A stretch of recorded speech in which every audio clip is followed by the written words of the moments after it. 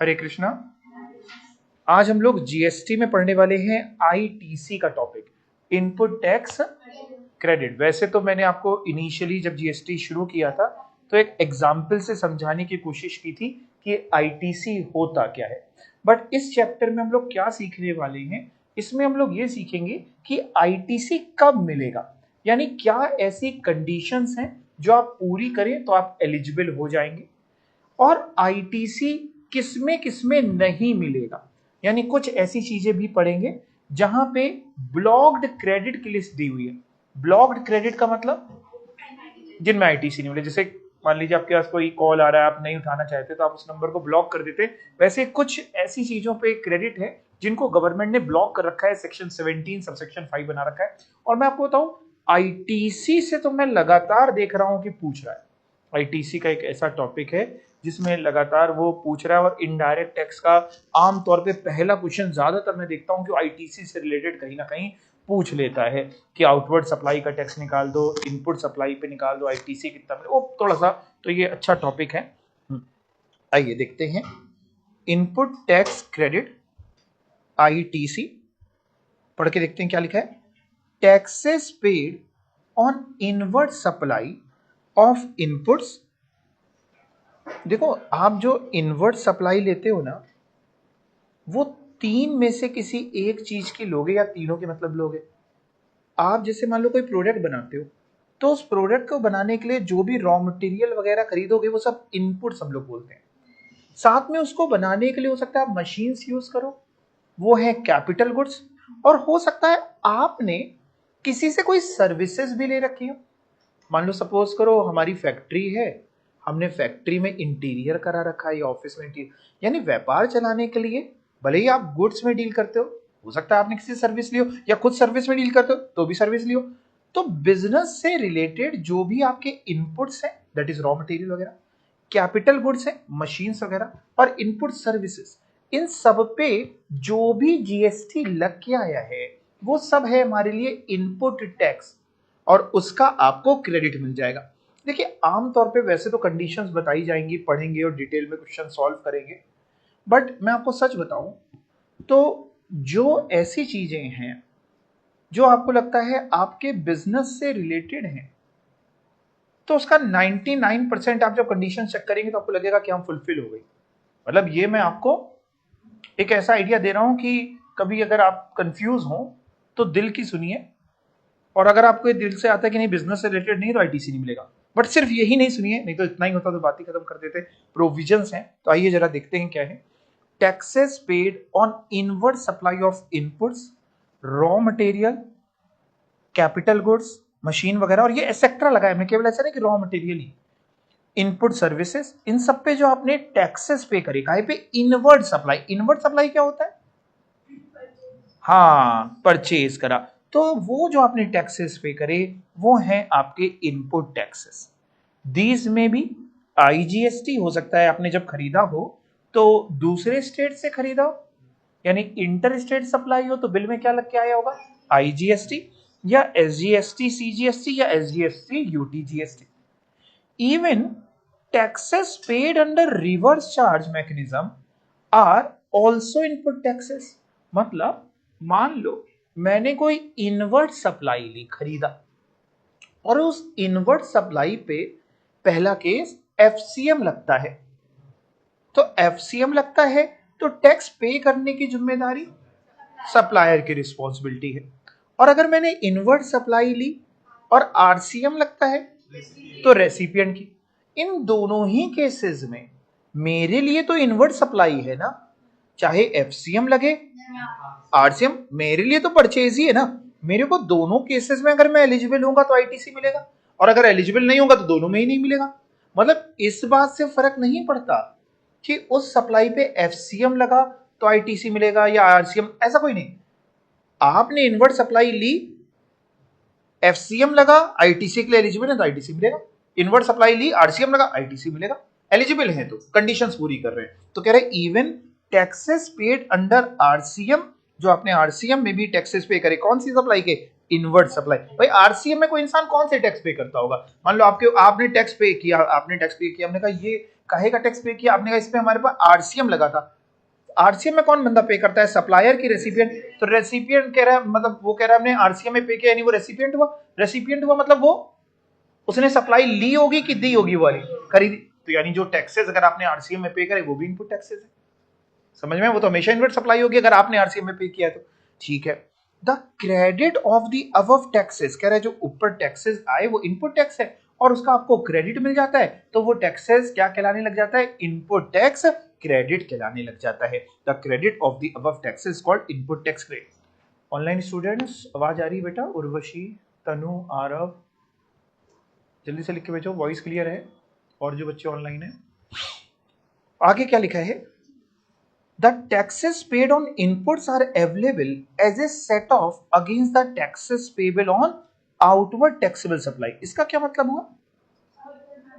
ये भी आप जानते हैं कि आउटवर्ड टैक्सेबल सप्लाई में जितना आपका टैक्स बना उसमें से आपके पास जितना आईटीसी आप वो माइनस कर लेते हैं, नेट और जमा करा देते हैं। मतलब मान लो आउटवर्ड सप्लाई में मेरा टैक्स 1 लाख बना, मेरे पास 10,000 का आईटीसी है, तो मैं 1 लाख में 10,000 माइनस करके 90,000 और डिपॉजिट कर दूंगा। ठीक है, आगे आवाज आ रही है? ओके।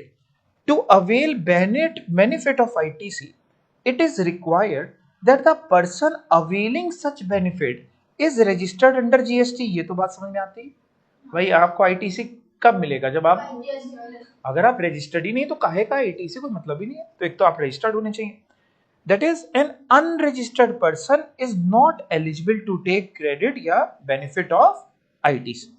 अब सेक्शन 16 आपको कंडीशंस बताता है कि सर ये सारी कंडीशंस अगर आप पूरी करोगे तो ही आईटीसी मिलेगा। सारी कंडीशंस, अगर आप कंडीशंस पूरी नहीं करते तो आईटीसी नहीं मिलेगा। देखते हैं जरा क्या eligibility and conditions to obtain ITC, कौन सा सेक्शन है? सेक्शन 16 क्या बताता है? Conditions required to be fulfilled by a registered taxable person. क्या क्या कंडीशन? पहली, he should be in possession of tax invoice।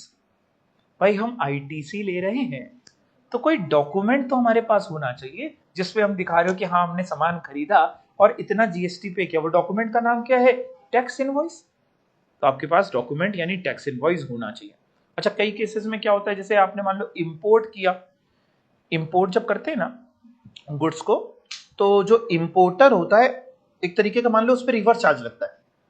तो जो इंपोर्टर होता है, मान लो मैंने गुड्स को इंपोर्ट किया अपने बिजनेस के लिए, तो मैं इंडिया के कस्टम पोर्ट पे जाऊंगा, एक डॉक्यूमेंट फाइल करूंगा जिसका नाम होता है बिल ऑफ एंट्री। उसमें मैं कस्टम ड्यूटी और आईजीएसटी पे करूंगा। तो मेरे पास जो डॉक्यूमेंट होगा वो टैक्स इनवॉइस नहीं होगी, वो बिल ऑफ एंट्री होगी, वो भी चल जाएगी। मतलब कोई भी टैक्स पेइंग डॉक्यूमेंट होना चाहिए। तो मैंने टैक्स इनवॉइस आपके लिए लिख दिया, ये समझ गए।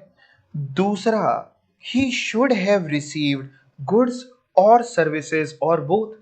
मतलब वो बोगस बिल नहीं होना चाहिए, वो फेक बिल नहीं होना चाहिए, आपने वाकई ही गुड्स या सर्विसेज ली हो। तो कई लोग क्या करते हैं, आईटीसी गलत क्लेम करने के लिए सप्लायर से बात कर लेते हैं, सामान नहीं खरीदते, सिर्फ बिल बनवा लेते हैं। तो क्या ये बात सही है? क्या आपको आईटीसी मिलना चाहिए? Answer is no. ओके। तीसरा, आज तक के किसी भी लॉ में ये थर्ड और फोर्थ रिक्वायरमेंट नहीं थी, लेकिन जीएसटी में लॉ मेकर बड़ा ही मतलब बिल्कुल ही कह लो कि कुछ सुनने को तैयार नहीं है। वो कह रहा है कि भैया तीसरी कंडीशन देखो, मैं बताता हूं, फिर पहले पढ़ो। The supplier should have actually paid the tax charge in respect of the supply to the government. कह रहा है सप्लायर ने वाकई टैक्स का पेमेंट गवर्नमेंट को किया हो तो ही आईटीसी मिलेगा। मतलब मान लो मैंने अपने बिजनेस के लिए कोई रॉ मटेरियल या कोई मशीन या कोई इनपुट सर्विसेज ली। मान लो मैंने मिस्टर एक्स से कोई सामान खरीदा व्यापार के लिए, उन्होंने हमको बिल भी दिया बकायदा, लेट से 1 लाख रुपीस की वैल्यू, 18% जीएसटी मान लेते हैं, 1,18,000 का बिल हुआ। मैंने उनको 1,18,000 रुपए दे भी दिए और जो गुड्स वगैरह थे वो भी मेरे पास आ गए। अब भी लॉ मेकर की एक्सपेक्टेशन मेरे से खत्म नहीं हुई। वो कह रहा है सर आपके सप्लायर ने वाकई वो 18,000 रुपए पे किए हूं। आप समझिए जबरदस्ती की कंडीशन है कि नहीं, वो पे करे या ना पे करे, हाउ एम आई रिस्पॉन्सिबल? भाई हमने उसको पूरा दिया पैसा, और लेट से हमने, आप चेक कर लीजिए, हमने ऑनलाइन नेट बैंकिंग से मान लो पैसा दिया, गुड सर्विस आए, टैक्स इनवॉइस है, अब वो पे नहीं करा तो आपको उसको पकड़ना चाहिए। कह रहे वो तो हम उसको पकड़ेंगे, उनको आईटीसी भी नहीं देंगे। तो ये कंडीशन है, मतलब आज से नहीं, तो जब से जीएसटी लॉ आया तब से। तो इसका मतलब है कि हमें खरीदते समय अगर आईटीसी चाहिए तो ऐसे सप्लायर को चुनना पड़ेगा जिस पे हमें भरोसा हो कि ये कंप्लायंस पूरी करेगा, वक्त पे टैक्स को जमा कर देगा। अच्छा एक और बात देखिए, जीएसटी में क्या है, सब कुछ ऑटोमेटिक है, एवरीथिंग इज ऑटोमेटेड। मैं समझाता हूं कैसे। जो सप्लायर होता है ना, वो टैक्स इनवॉइस जनरेट करता है, टैक्स इनवॉइस जनरेट करने के बाद आपको देता है। उसके बाद क्या करता है सप्लायर, हर महीने के महीने अपना जीएसटी का रिटर्न भरता है। क्या भरता है? अच्छा, जीएसटी का जो रिटर्न है, एक जाता है जैसे जीएसटीआर 1, जीएसटीआर 1, हम लोग जी मतलब फुल फॉर्म समझे, जीएसटीआर फॉर रिटर्न होगा 1। जीएसटीआर 1 में वो आउटवर्ड सप्लाई का रिटर्न भरता है। आउटवर्ड सप्लाई मतलब जो माल उसने बेचा। अच्छा, जब हम जीएसटीआर 1 भरते हैं आउटवर्ड सप्लाई का रिटर्न, तो जीएसटीआर 1 की रिक्वायरमेंट है कि जितनी हमने बी टू बी की सप्लाई करी, उन सबका इनवॉइस वाइज डिटेल हमें अपलोड करना पड़ता है, बिल वाइज, इनवॉइस वाइज। और जो बी टू सी की करी उसकी कंसोलिडेटेड करना पड़ता है, वो भी आपको मैं आगे वक्त आने पे रिटर्न वाले चैप्टर में, वो भी मेरे नोट्स में कवर्ड है। यानी सप्लायर ने सप्लाई किया, उसके बाद उसने जीएसटीआर 1 भरा। अब लेट से मान लीजिए थोड़ी देर मैं सप्लायर बन जाता हूं, आप रेसिपिएंट, मैं जीएसटीआर 1 भरूंगा। जब मैं जीएसटीआर 1 भरूंगा तब मैं जितनी मैंने B to B, business to business की सप्लाई करी, उन सबकी मैं इनवॉइस वाइज डिटेल अपलोड करूंगा। मतलब जैसे मान लीजिए मैंने रुद्र को माल बेचा, तो मैं उसमें लिखूंगा रुद्र, उनका जीएसटी नंबर, कितने का बेचा, क्या बेचा, उस पर कितना जीएसटी बनता है। ऐसे ही अपूर्वा को बेचा तो अपूर्वा का लग जाएगा जीएसटी नंबर वगैरह, अपूर्वा का, और सब जिसको जिसको बी टू बी की जितनी सप्लाईज हैं उन सबकी इनवॉइस वाइज डिटेल्स में अपलोड करूंगा। जब मैं इनवॉइस वाइज डिटेल अपलोड कर देता हूं, जीएसटीआर 1 भर देता हूं कि मैंने ये माल बेचा, तो उससे होता यह है कि जो रेसिपिएंट है, जिसने खरीदा, जैसे मैंने नाम डाला रुद्र का, जीएसटी नंबर, नाम से तो क्या जीएसटी नंबर डाला मोटा, है ना, अपूर्वा का।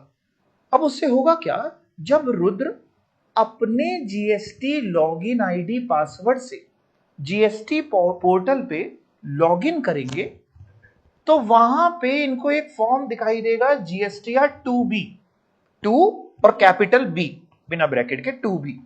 उसको ये खोलेंगे तो वहां ऑटोमेटिकली दिखने लग जाएगा कि आपने इनसे सामान खरीदा था जिसपे इतने आईटीसी के लिए आप एलिजिबल है। अपूर्वा अपने जब लॉगिन करेंगे तो अपूर्वा को अपने आप दिखने लगेगा। ये चमत्कार कैसे हो रहा है, अपने आप कैसे दिखना है? क्योंकि हमने आउटवर्ड सप्लाई का रिटर्न भरा ऑनलाइन और उस पे जीएसटी का नंबर डाला ना रेसिपिएंट का।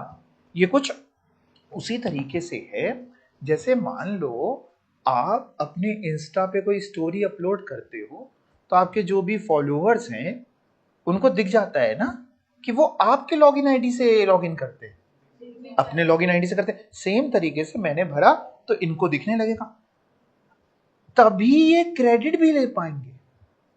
मतलब अगर मैंने जीएसटीआर 1 में इनकी डिटेल नहीं डाली या जीएसटीआर 1 ही नहीं भरा तो इनके 2B में दिखाई नहीं देगा। बड़ी स्ट्रिक्ट कंडीशंस है, तो ये आईटीसी नहीं ले पाएंगे, भले इनके पास टैक्स इनवॉइस है, भले ही इनके पास गुड्स रिसीव्ड हुए हैं, भले ही पेमेंट किया है, सब कुछ हो रहा है, लेकिन दिख नहीं रहा तो नहीं ले पाएंगे। हाँ, हो सकता है कि इस बार मेरे से छूट गया था, कई बार ऐसा हो सकता है किसी से, अगली बार वाले मैंने भर दिया तब अगली बार अगले मंथ में इनको दिखने लगा, तब ले सकते हैं, कोई दिक्कत नहीं। लेकिन जब तक दिखेगा नहीं, मतलब मान लो सपोज करो इन्होंने इस बार 10 अलग अलग जगह से सामान खरीदा, इनके पास 10 टैक्स इनवॉइस है, 10 टैक्स इनवॉइस का टोटल आईटीसी बन रहा है 2 लाख रुपए का। अलग अलग, किसी में कुछ था 50,000, किसी में 22 लाख, हमने ऐसे ही मान लिया। 10 में से कुछ लोगों ने अपने जीएसटीआर 1 भरे हैं, कुछ लोगों ने अपने जीएसटीआर 1 नहीं भरे। तो मान लो पोर्टल पे दिख रहा है 1.5 लाख और ये टैक्स इनवॉइस लिए बैठे हैं जिसमें जीएसटी का टोटल है 2 लाख, तो ये आईटीसी 2 लाख नहीं ले सकते, अभी 1.5 ही ले सकते। समझ में आई आपको बात? हाँ, फिर 50,000 क्या बाद में ले सकते हैं? बिल्कुल, अगर बाद में कभी अगले महीने दिखने लगेगा तो अगले महीने आप ले सकते हो वाला। फिर से बोलो, फिर से बोलो।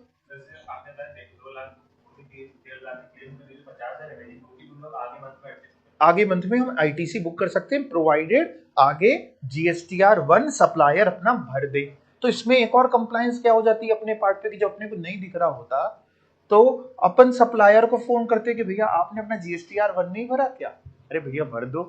मतलब आप समझ रहे हैं, हम अपना व्यापार संभाले, एक व्यापारी एक बिजनेस संभाले कि सामने वाले का भी व्यापार संभाल रहे, तुमने नहीं किया कंप्लायंस भाई, अरे कर दो यार, हमारे में नहीं दिखा, हमारा तो आईटीसी का नुकसान हो जाएगा।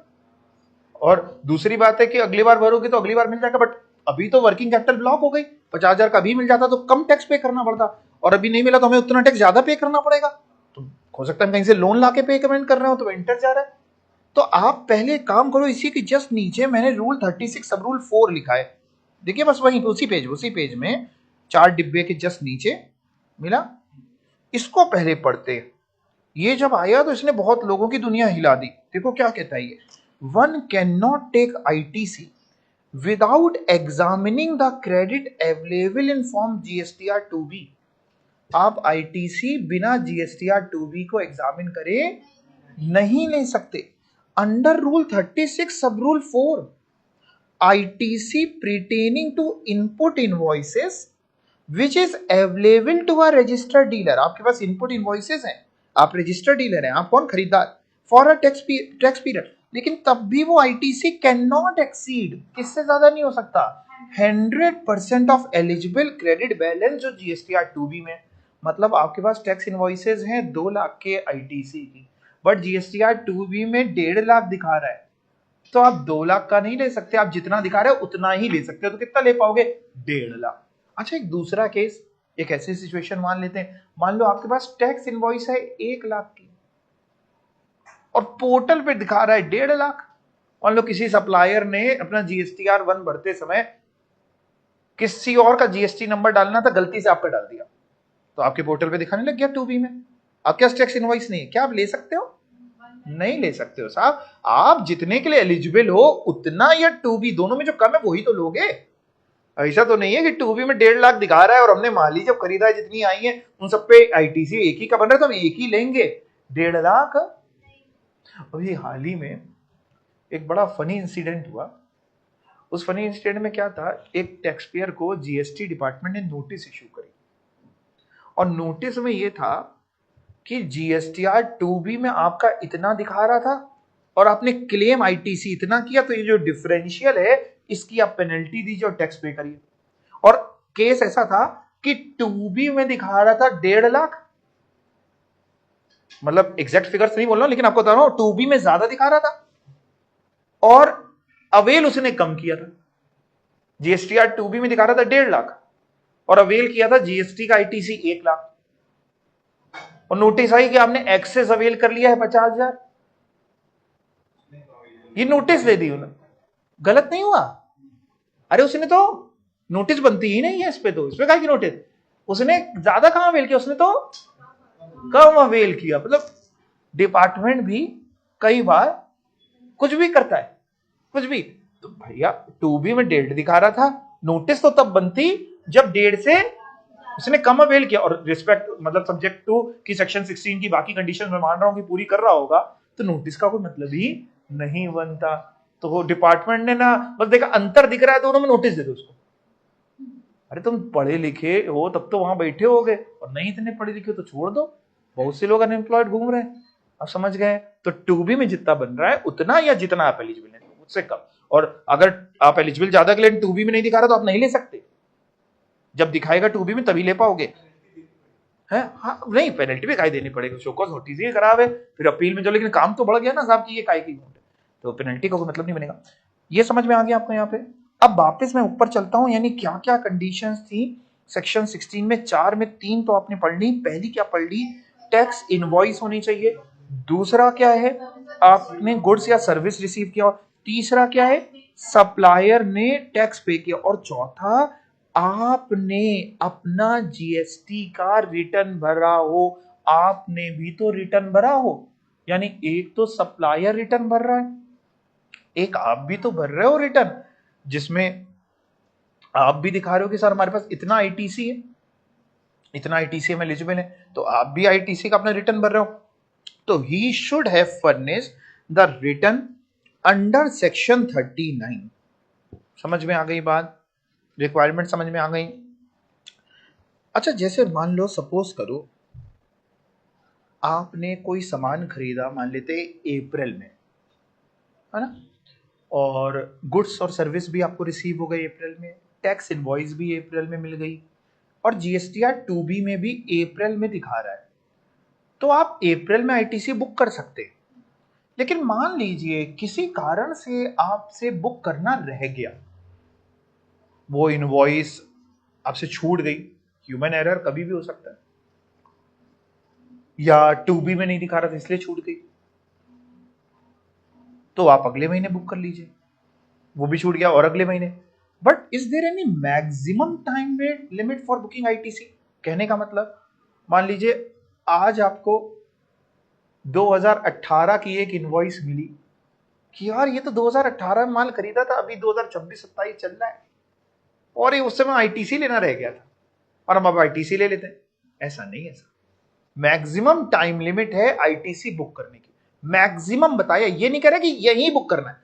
आमतौर पे प्रैक्टिकल जीवन में तो आपको जैसे ही गुड्स और सर्विस रिसीव्ड हुए, आप कंडीशंस पूरी करना तो ले लीजिए, काहे के लिए डिफर करना? आप अपनी लायबिलिटी, मतलब अपने नुकसान क्रिएट कर रहे हैं फालतू में। आईटीसी मिल सकता है तो, लेकिन कभी अगर छूट गया तो what is the maximum time limit? पढ़ के देखते हैं। Maximum time for booking ITC, ITC is available as soon as goods और सर्विसेज आर रिसीव्ड। जैसे ही आपको गुड्स या सर्विस रिसीव हो गया और सब्जेक्ट टू बाकी कंडीशंस आप पूरी कर रहे हो, आईटीसी ले लो, क्या दिक्कत है? However, a registered person shall not be entitled to take ITC in respect of any invoice or debit note for supply of goods or service or both after, दो डेट दोनों में जो भी अर्लियर आएगी उसके बाद आईटीसी बुक नहीं कर सकते। अगर उस इनवॉइस पे रह गया तो फिर रह ही गया, छूट गया तो छूट ही गया। क्या डेट? पहली 30th November following the end of the financial year to which such invoice or debit note pertains, or furnishing of relevant annual return whichever is earlier। मैं समझाने की कोशिश करता हूं, मेरी तरफ देखिए। लॉ कह रहा है कि सर जिस साल की वो इनवॉइस थी, मान लीजिए आपके पास एक इनवॉइस पकड़ में आई, जो इनवॉइस मई 2025 की थी, डेट कोई भी मान लेना, महीना मई मान लेते हैं और ईयर 2025 मान लेते हैं, उसका आईटीसी आपसे लेना रह गया और लॉ मेकर आपसे एग्जाम में पूछ रहा है सर ये जो मई 2025 वाली इनवॉइस है, इसका आईटीसी हम ज्यादा से ज्यादा कब तक ले सकते हैं? तो आपको करना क्या है, मेरे को सुनना। मई 2025 का मतलब फाइनेंशियल ईयर कौन सा हुआ? 25-26। 25-26 खत्म कब होता है? 31 मार्च 26। 31 मार्च 26 के बाद नवंबर कौन सी आएगी 25-26 खत्म होने के बाद? यानी 30 नवंबर 2026। तो एक डेट हो गई 30 नवंबर 2026। दूसरी डेट सुनना, ये जो 25-26 जबकि ये इनवॉइस थी, हर साल क्या होता है, एक जीएसटी का एनुअल रिटर्न जाता है। मंथली रिटर्न जाते हैं वो अलग है, और एनुअल आपको समझ में आ रहा है साल में कितनी बार जाते होंगे? एक बार। अच्छा, एनुअल रिटर्न की अगर मैं जीएसटी में ड्यू डेट देखता हूं, तो एनुअल रिटर्न की ड्यू डेट होती है 31 दिसंबर। ये ड्यू डेट होती है, मतलब जैसे फॉर एग्जांपल 25-26 का एनुअल रिटर्न है, तो वो 31 दिसंबर 2026 तक चला जाए। भाई 25-26 का है, तो जब 26 खत्म होगा 31 मार्च 26, उसी के बाद वाली दिसंबर में तो जाएगा एनुअल रिटर्न, पहले कैसे चला जाएगा? तो 25-26 का अगर है तो 31 दिसंबर 26 या उससे पहले चला जाए तो 31 दिसंबर भेज लीजिए, 30 दिसंबर भेज लीजिए, है ना, पहले भेजना नवंबर, जब भेजना। मैक्सिमम डेट क्या है? 31 दिसंबर। ये जीएसटी रिटर्न के एनुअल रिटर्न की ड्यू डेट बता रहा हूं। अब आईटीसी बुक करने के लॉ मेकर ने जो दूसरी डेट ली वो due date of annual return नहीं ली है, date of filing of annual return. कुछ टीचर इसको गलत पढ़ा जाते हैं, कुछ टीचर कहते हैं दूसरे वाले में 31 दिसंबर लिख लो। नहीं साहब, 31 December is the due date of GST return, annual return. Law ये नहीं कह रहा है एनुअल रिटर्न की ड्यू डेट, लॉ तो कह रहा है एक्चुअल फाइलिंग डेट। क्योंकि अगर हम उसमें 31 दिसंबर लिख लेंगे तो हमेशा दोनों में अर्लियर तो 30 नवंबर हो जाएगी। अब समझ रहे हैं? तो अब जरा समझिए, अब और एग्जांपल आपके साथ इसी में थोड़ा सा समझाते हैं आपको। मान लीजिए मई 2025 की इनवॉइस थी जिसका आईटीसी हम लेना भूल गए थे, और मई 2025 की इनवॉइस थी, और 25-26 का एनुअल रिटर्न मैंने फाइल किया है मेरे बर्थडे वाले दिन 9 दिसंबर 2026 को, 9 दिसंबर 2026। क्वेश्चन एग्जाम में आया कि सर एक इनवॉइस थी मई 2025 की जिसपे लेट्स से इतने रुपए का 1 लाख रुपए का आईटीसी बनता था, हमने नहीं लिया, और इस 25-26 का एनुअल रिटर्न फाइल हुआ है 9 दिसंबर 26 को। कह रहा है मैक्सिमम डेट बता दीजिए जब तक आईटीसी लिया जा सकता था या लिया जा सकता है। मैक्सिमम डेट क्या होगी? दो डेट आप कंपेयर करेंगे, कौन कौन सी दो डेट? 30 नवंबर 2026 समझ गए ना, 25 तो नहीं कि मई 25 का 30 नवंबर 25 वो नहीं, साल खत्म होने वाला, बिल्कुल सही। और दूसरी जब एनुअल रिटर्न फाइल किया, एनुअल रिटर्न ने बोला 9 दिसंबर 2026 को फाइल किया, तो 30 नवंबर 26 और 9 दिसंबर 26 में अर्लियर 30 नवंबर 26, तो 30 नवंबर 26 या उससे पहले तक ही आप आईटीसी उस पे ले सकते हैं, उसके बाद नहीं ले सकते। दूसरा केस, कुछ लोगों को जल्दी होती है, हर चीज जल्दी टाइमली कंप्लीट कर देते।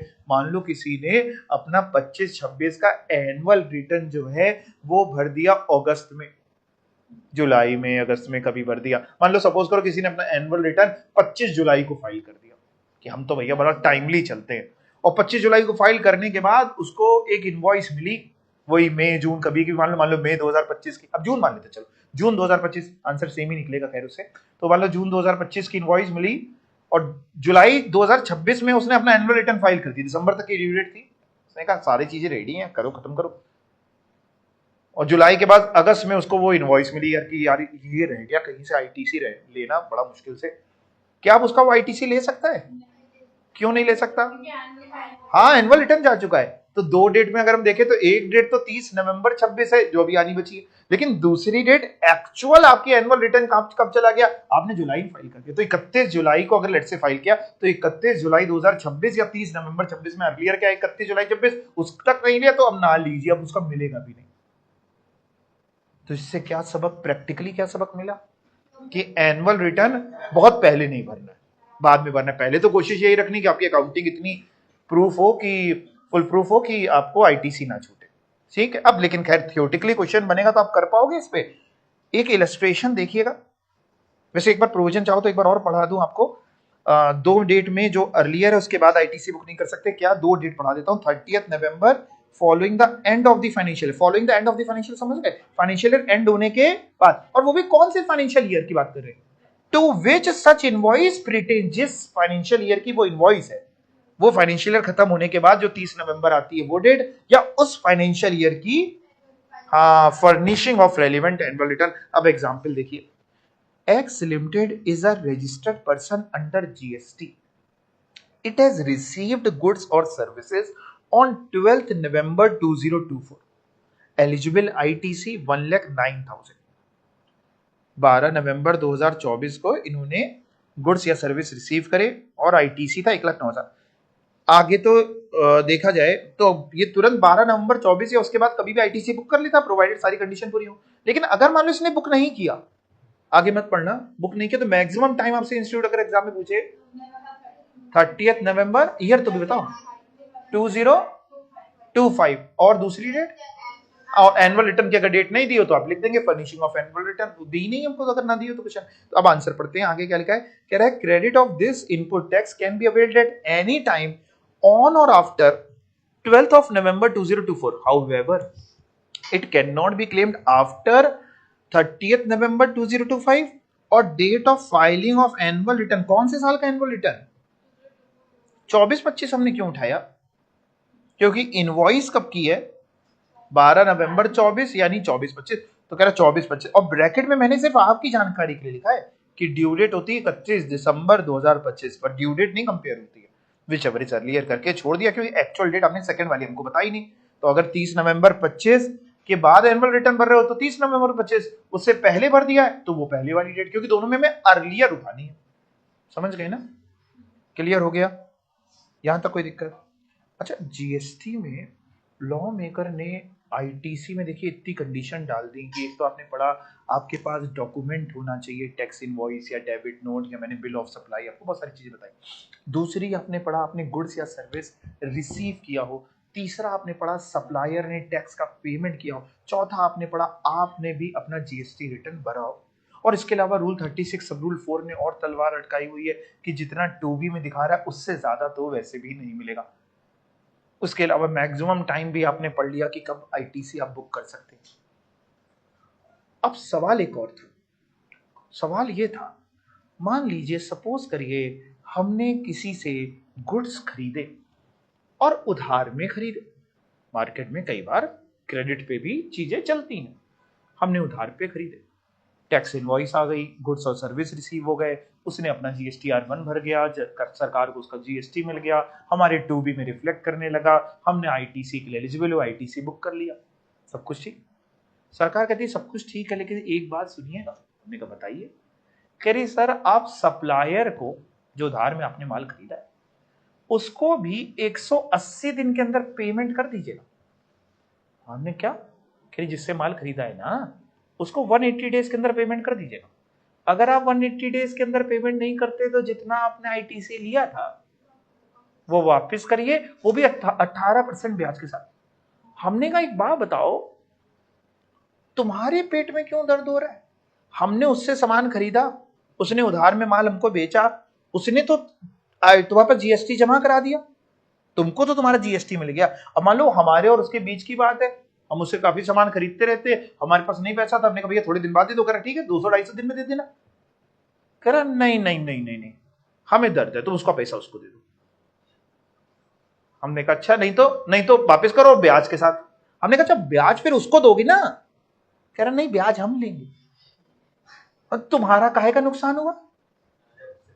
भाई तुमको तुम्हारा जीएसटी मिल गया, तो एक तो तुम आईटीसी रिवर्स करा रहे हो और ऊपर से कह रहे हो हम ब्याज भी लेंगे। ब्याज मिलने फिर लेट उसके लिए हुआ ना जो ब्याज मिलना है, तो अल्टीमेटली ये भी प्रोविजन, यानी इसका फिर लॉ में है तो फिर क्या है कि जब भी आप माल खरीदिए उसके 180 दिन या उससे पहले जो भी आपकी ड्यू डेट है पेमेंट कर दीजिए, नहीं तो आईटीसी से आप हाथ धो बैठेंगे। हाँ वो बात अलग है कि अगर एक बार आईटीसी से हाथ धो बैठे, वापस करना पड़ा, तो ऐसा नहीं कि बाद में नहीं मिल सकता, बाद में आप जब दोबारा पेमेंट करेंगे तो रीअवेल कर सकते हैं, लेकिन इंटरेस्ट का तो नुकसान हो ही गया।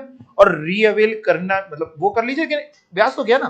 पढ़ के देखिए एक बार, failure to make payment to supplier of input goods और सर्विसेज, जीएसटी लॉ। आज तक अगेन ये सब रिक्वायरमेंट किसी लॉ में नहीं थी, मतलब मैंने इतने laws, excise, VAT, service tax, central sales tax, वो सारे मैंने सब कुछ पढ़ डाला है, लेकिन कहीं ये रिक्वायरमेंट्स नहीं थी जो जीएसटी लॉ मेकर लेके आया। पता नहीं कहां से कौन से देश का लॉ देख के आया, तो वो हमें ये भी नहीं समझ में आया। बहुत सारे लॉज तो समझ में आ जाते हैं किसने ये देख करके बनाया, बट ये वाले में तो वो क्या ही करके आया ये भगवान ही जाने। GST law requires that recipient should make payment to supplier within 180 days from the date of issue of invoice by the supplier। यानी एग्जाम में क्वेश्चन बन सकता है कि इनवॉइस के 180 दिन तक पेमेंट नहीं हुआ तो आईटीसी नहीं मिलेगा, और ले लिया है तो रिवर्स करना पड़ेगा, वापस करना पड़ेगा। If payment is not made within 180 days ITC will have to be reverse with 18%। अच्छा कई बार क्या होता है, आप जब गुड्स लेते हो कहीं से खरीदते हो तो हो सकता है वो गुड्स आपको डिलीवर करा रहा हो इंस्टॉलमेंट्स में। मतलब मान लो सपोज करो हम कहीं से मान लो हम कहीं से कोई क्या मान लो इंक मान लेते हैं, चलो इंक ही मान लेते हैं। मान लो हम कहीं से इंक परचेज करते हैं, ठीक है ना, और हमने let's say 3 lakh litre ink खरीदनी है। हमने उससे बात करी 3 लाख लीटर इंक, पूरी बात हो गई, बिल बन गया, जो भी रेट था जीएसटी लग गया। हमने कहा लेकिन डिलीवर ऐसे करना, तुम 1 लाख लीटर इंक अप्रैल के मंथ में डिलीवर कर देना, 1 लाख लीटर इंक मई के मंथ में डिलीवर कर देना, और 1 लाख लीटर इंक जून में डिलीवर कर देना। अब लॉ मेकर कह रहे सर हमने कहा, कह रहे सर हम आपको आईटीसी तभी देंगे जब फाइनल लॉट आपको रिसीव हो जाएगी, लास्ट लॉट, मतलब अप्रैल के मंथ में हम आपको आईटीसी नहीं देंगे। मई के मंथ में हम आईटीसी कब देंगे? फिर जून के मंथ में या जुलाई, जब भी आपको फाइनल लॉट में, क्योंकि एक कंडीशन है सेक्शन 16 की जो आपने पढ़ी थी, second condition, he should have received goods और सर्विसेज। तो फिर अगर पहले दे देंगे तो पूरे गुड्स और सर्विस तो मिले नहीं। तो कभी भी अगर एक बिल में जितने आइटम लिखे हैं वो इंस्टॉलमेंट्स में मिल रहे हैं, तो आखिरी वाला जब आपको लॉट रिसीव होगा तभी आईटीसी बुक कर पाएंगे। तो इसका तोड़ ये है कि आप ऐसे में सप्लायर से कहिए कि सर एक बिल मत बताइए, आप जैसे जैसे जितना डिलीवर करते जाइएगा उतने का बिल बना दीजिए। मतलब अगर आप अप्रैल में 1 लाख लीटर इंक हमको बेचेंगे तो 1 लाख लीटर इंक का बना दीजिएगा, काहे 3 लाख एक साथ बना रहे, तो हम बुक कर लेंगे। समझ गए? तोड़ पढ़ के देखते हैं क्या लिखा है। गुड्स रिसीव्ड इन लॉट्स और instalment where the goods against an invoice मतलब हाँ एक invoice are received in lots और instalment, the registered person shall be entitled to take credit upon receipt of last lot और instalment. Example देखें, mister A orders 30,000 ton of goods which are to be delivered by the supplier via 3 lots of 10,000 each. The lots are sent under a single invoice. Bill 30,000 ton का एक invoice में कटा, 10,000 के bill नहीं कटे। With first lot and the payment is made by the recipient for value of supply plus GST। कह रहा मान लो पहले लॉट के साथ पूरा बिल काट दिया गया, पेमेंट भी उसने पूरा कर दिया, supplier also deposited the tax with the government, supplier ने टैक्स भी पूरे पे जमा कर दिया, तब भी सरकार के पेट में दर्द है कि हम आपको अभी पूरा आईटीसी क्या 1 भी रुपए का नहीं दे पाएंगे। कब देंगे? जब लास्ट लॉट में। The 3 lots are supplied in lots से May June July 2025, ITC is available to mister A only after the receipt of third lot, तीसरी लॉट यानी जुलाई 2025 या उसके बाद आप आईटीसी ले सकते। The reason is simple, one of the conditions to avail ITC is the receipt of goods which is completed only after the last lot is. I hope आप समझ गए। देखिए सेक्शन 16 ने इतनी कंडीशंस बताई, तो वो तो कंडीशंस पूरी होनी चाहिए, साथ में कुछ बेसिक चीजें भी तो पूरी होनी चाहिए। तो डीम्ड है, जैसे फॉर एग्जांपल आप रजिस्टर्ड होने चाहिए, आपने आज ही ऊपर पढ़ा, अनरजिस्टर्ड होंगे तो नहीं मिलेगा। दूसरा, आपने वो जो गुड्स या सर्विस रिसीव करे हो वो बिजनेस के लिए रिसीव करे हो। अगर आप पर्सनल यूज के लिए खरीद रहे हैं तो वैसे भी नहीं, मान लो जैसे आपने एसी खरीदा तो फैक्ट्री में, शॉप में, ऑफिस में लगाने के लिए खरीदना, आईटीसी मिल जाएगा। घर पे लगा रहे हैं तो आईटीसी नहीं मिलेगा। तो अगली बात, जो आपका आईटीसी है वो कब मिलेगा? जब आप वो चीज को काहे के लिए यूज कर रहे हो, यूज इन द कोर्स और furtherance of business. Every registered person is eligible to take credit of GST charged to him for his inward supply of goods or service if he uses such supply in the course or furtherance of business। यहां तक कोई doubt है तो आप पूछ लीजिए। आ रहा है समझ में? सबको आ रहा है? अच्छा, अगर आ रहा है तो बताओ रूल 36 अब रूल 4 क्या कहता है? जीएसटीआर 2B में जब दिखेगा तभी आपको मिलेगा। ये जो जीएसटीआर 2B है इसका एक और नाम है, इसका एक घर का नाम है इलेक्ट्रॉनिक क्रेडिट लेजर। कई बार आप लोगों के भी 2 नाम होते हैं, एक बाहर का एक घर का, नहीं चिंटू मिंटू, वैसे ही इसका नाम क्या है? Electronic credit laser. यानी आपका जो भी आईटीसी बनता है, एलिजिबल होते हैं, वो इलेक्ट्रॉनिक क्रेडिट लेजर में क्रेडिट हो जाता है। और डिटेल में आपको समझाएं तो अपने जीएसटी के पोर्टल पे जब अपन लॉगिन करते हैं तो सरकार ने हमको 3 इलेक्ट्रॉनिक लेजर्स बना के दिए। 3, एक cash ledger, electronic cash ledger, दूसरा इलेक्ट्रॉनिक क्रेडिट लेजर, तीसरा इलेक्ट्रॉनिक लायबिलिटी लेजर। जैसे नहीं छोटे में आप जनरल एंट्री लेजर बनाते थे, वैसे ही इलेक्ट्रॉनिकली ऑलरेडी बने हुए हैं। तो जैसे जो भी पैसा आप जीएसटी में जमा करते हैं वो इलेक्ट्रॉनिक कैश लेजर में शो हो जाता है। मतलब हमने अपने बैंक से ऑनलाइन लेट से जीएसटी का 1 लाख का पेमेंट किया तो पहले वो कैश लेजर में दिखने लगता है। जितने का आईटीसी के लिए हम एलिजिबल होते हैं वो क्रेडिट लेजर में दिखने लगता है, और जितना हमने आउटवर्ड सप्लाई का रिटर्न भरा उसमें जो आउटपुट टैक्स था वो लायबिलिटी में दिखने लगता है, इलेक्ट्रॉनिक लायबिलिटी लेजर। अब देखिए तरीका मैं थोड़ा समझा दूं अगर आपको शायद समझ में आया या नहीं आया। देखिए जब अपन जीएसटीआर 1 भरते हैं तो इलेक्ट्रॉनिक लायबिलिटी लेजर में दिखने लगता है। मान लो इलेक्ट्रॉनिक लायबिलिटी लेजर में दिख रहा था कि मेरा आउटपुट पे टैक्स बनता है 1 लाख, फिर मैं क्या करता हूं, इलेक्ट्रॉनिक क्रेडिट लेजर में देख लेता हूं उसमें कितना दिख रहा था। मान लो उसमें 10,000 दिख रहा था, मैं बाकी कंडीशंस भी चेक कर लेता हूं कि टैक्स इनवॉइस है ना मेरे पास, मैंने गुड्स और सर्विस रिसीव करे ना, सब कुछ, मैं मान लो 10,000 के लिए एलिजिबल हूँ। फिर मैं दिमाग लगाता हूँ कि लाइबिलिटी है 1,00,000 की, आईटीसी है 10,000, तो मेरे को और कितना जमा कराना पड़ेगा? 90,000। मैं तुरंत 90,000 का एक चालान जनरेट करके ऑनलाइन पेमेंट कर देता हूं। समझते हैं ना, ऑनलाइन पेमेंट हो जाता है। ऑनलाइन जैसे ही 90,000 का पेमेंट हुआ, वो 90,000 मेरे इलेक्ट्रॉनिक कैश लेजर में दिखने लगता है। तो इलेक्ट्रॉनिक कैश लेजर में मेरे को 90,000 दिख रहा है कैश का बैलेंस, आईटीसी का बैलेंस दिख रहा है 10,000 और लाइबिलिटी दिख रही है 1,00,000। फिर उसके बाद जब आगे बढ़ते हैं तो उसमें एक ऑप्शन होता है सेट ऑफ करने का। मैं सेट ऑफ का बटन दबाता हूं तो 1,00,000 की लाइबिलिटी का पेमेंट हो जाता है। किससे? 10,000 आईटीसी यूज करके, 90,000 कैश लेजर यूज करके। जैसे यूज होता है अपने आप ये तीनों लेजर जीरो हो जाते हैं। कैसे जीरो हो गए? समझ गए ना, 1,00,000 की लाइबिलिटी। तो ये लेजर है, ऐसा नहीं कि इलेक्ट्रॉनिक कैश लेजर में दिख रहा है तो आप जाके एटीएम कार्ड से निकाल लेंगे, वो नहीं है। ये बैंक का पैसा नहीं दिख रहा है कि बैंक में हमारे इतना पड़ा हुआ है, ये इनका पोर्टल का लेजर है। ये पैसा जा चुका है डिपार्टमेंट में और उसको जैसे सेट ऑफ करते हैं अपने आप सेट ऑफ हो जाता है। क्लियर हो गया है? ना लिखो तो बेटर है।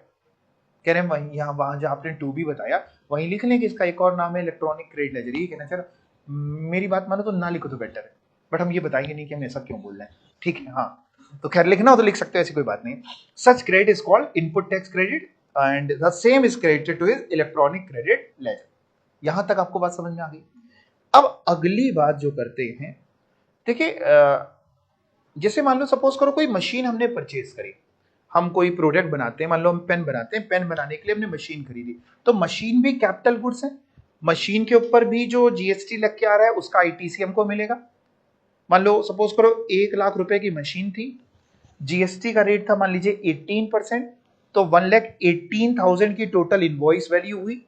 मेरे को, मैं सारी कंडीशंस पूरी कर रहा था तो 18,000 का मेरे को जीएसटी में आईटीसी मिल जाएगा। अब लोगों ने क्या किया, कुछ शैतानियां करी। शैतानियां क्या करी? 18,000 का आईटीसी ले लिया और इनकम टैक्स में, मैं जीएसटी से हटके काहे में आ चुका हूं, इनकम टैक्स में जो आप कैपिटल गुड्स वगैरह खरीदते हैं ना, उस पर डेप्रीशिएशन मिलता है, छोटे में डेप्रीशिएशन। इनकम टैक्स में डेप्रीशिएशन क्लेम किया 1,18,000 पे। जो भी डेप्रीशिएशन का रेट था, मान लो 15% रेट था, तो 1,18,000 पे डेप्रीशिएशन क्लेम कर लिया। खर्चा, डेप्रीशिएशन से क्या होता है ना, टैक्सेबल प्रॉफिट कम हो जाते हैं, इनकम टैक्स कम देना पड़ता है।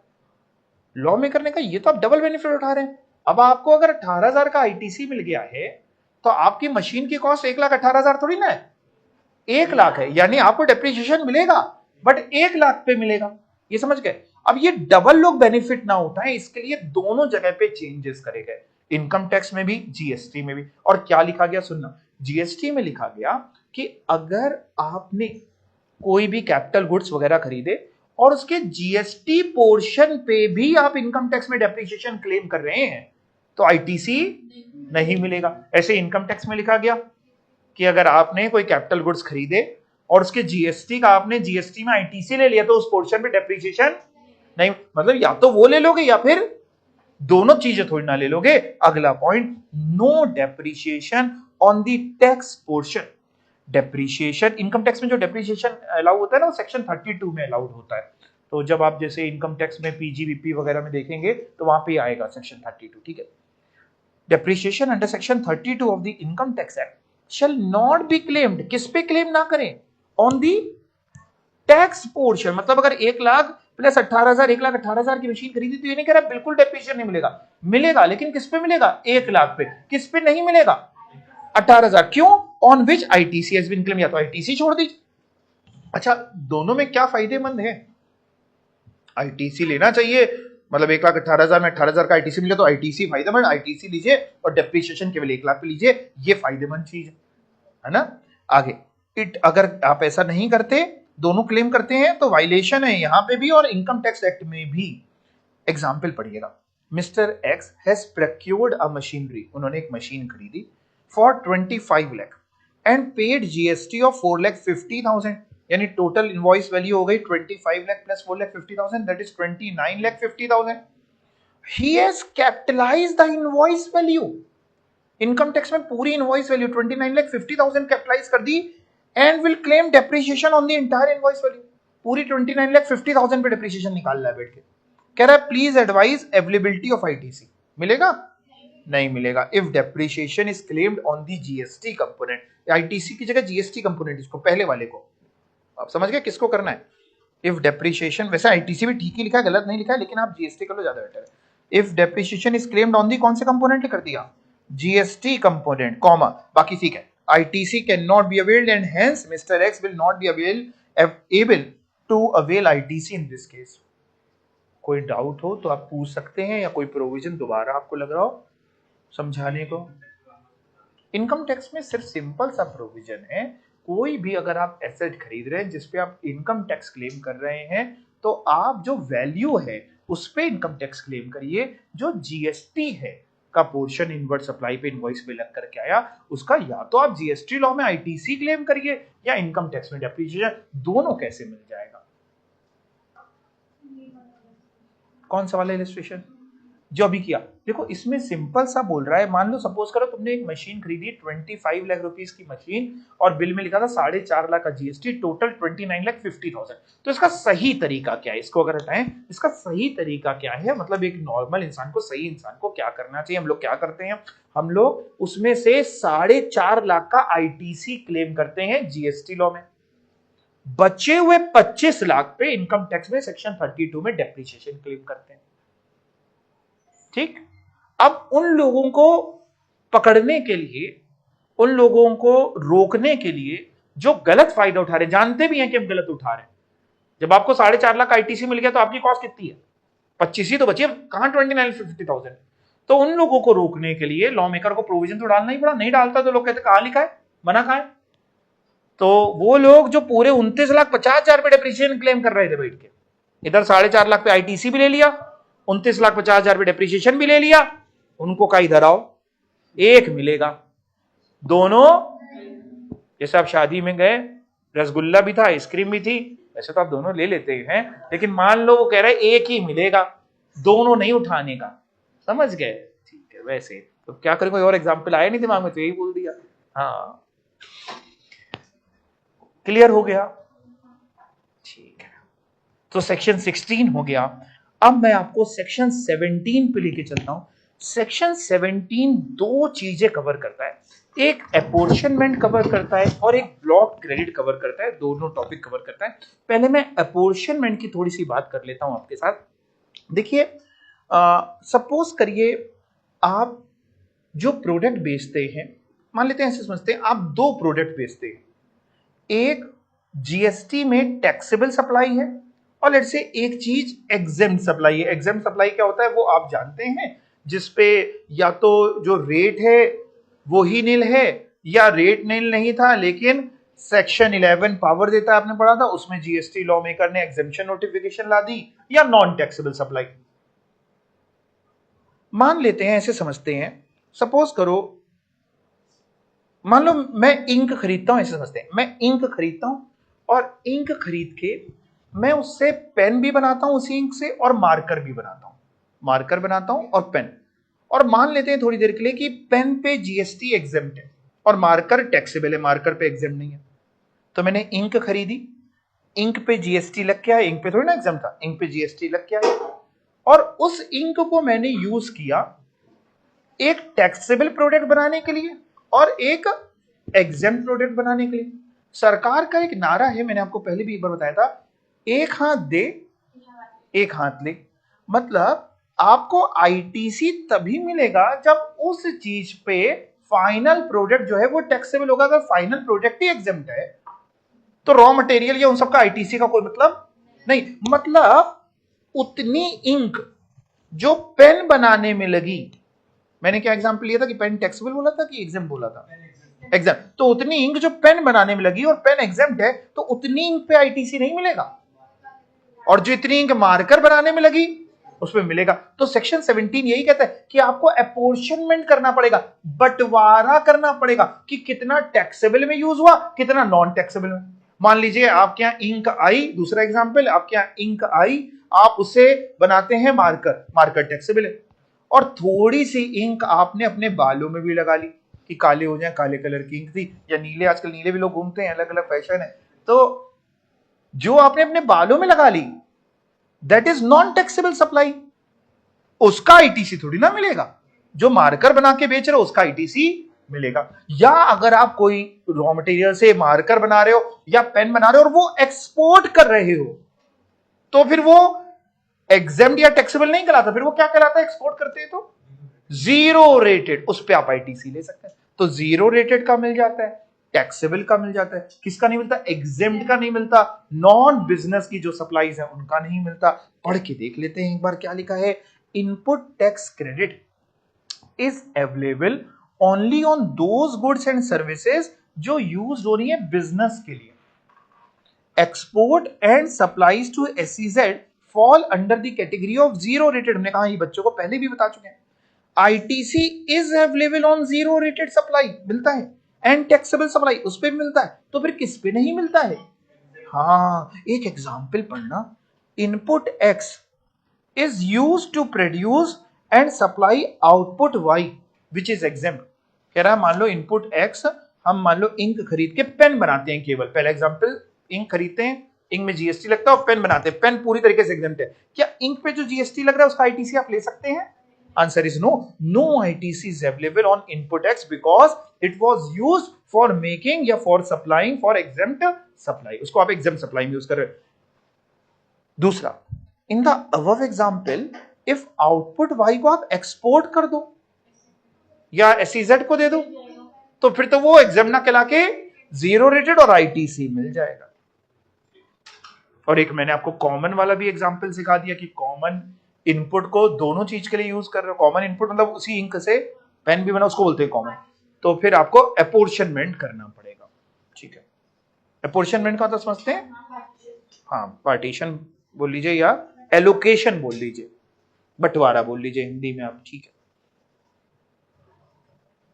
सेग्रीगेशन बोल लीजिए, बाइफर्गेशन बोल लीजिए, इस तरीके का जो आपको अच्छा लगे बोल लीजिए।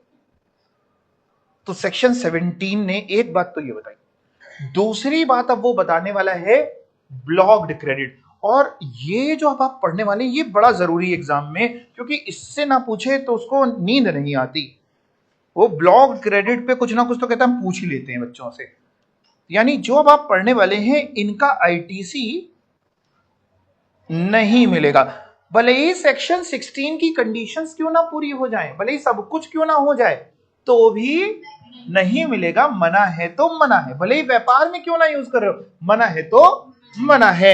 आइए देखते हैं किसका किसका आईटीसी नहीं मिलता। Blocked credit ITC shall not be available in respect of following। किसका किसका नहीं मिलेगा, अलग अलग पॉइंट्स हैं। पहला देखते हैं A point, motor vehicles for transportation of persons having approved seating capacity of 13 persons और लेस, ड्राइवर को इंक्लूड करते हुए, इंक्लूडिंग ड्राइवर। क्या बोल गए, पहले तो इतना पढ़े फिर एक्सेप्शन पढ़ेंगे। मोटर व्हीकल क्या मतलब, कौन सी वाली की नहीं मिलेगी? जिसकी सीटिंग कैपेसिटी 13 या उससे ज्यादा है कि 13 से कम है?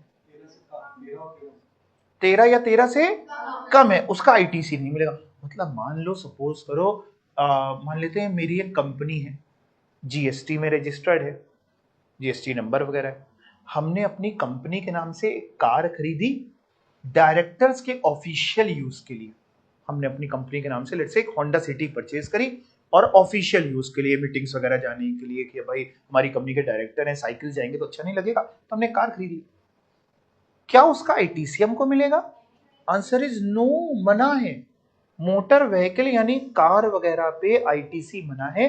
कौन सा? जिसकी सीटिंग कैपेसिटी कितनी हो, 13% या उससे कम। अच्छा, ये सीटिंग कैपेसिटी कैसे पता चलती है? नहीं, आप सही बोल रहे हैं, सही बोल रहे हैं, बोलिए। जितने बैठ सकते हैं, हाँ, तो आप सही बोल रहे हैं। ऐसा मैं बोल रहा हूं तो ये गलत है, आप सही नहीं बोल रहे।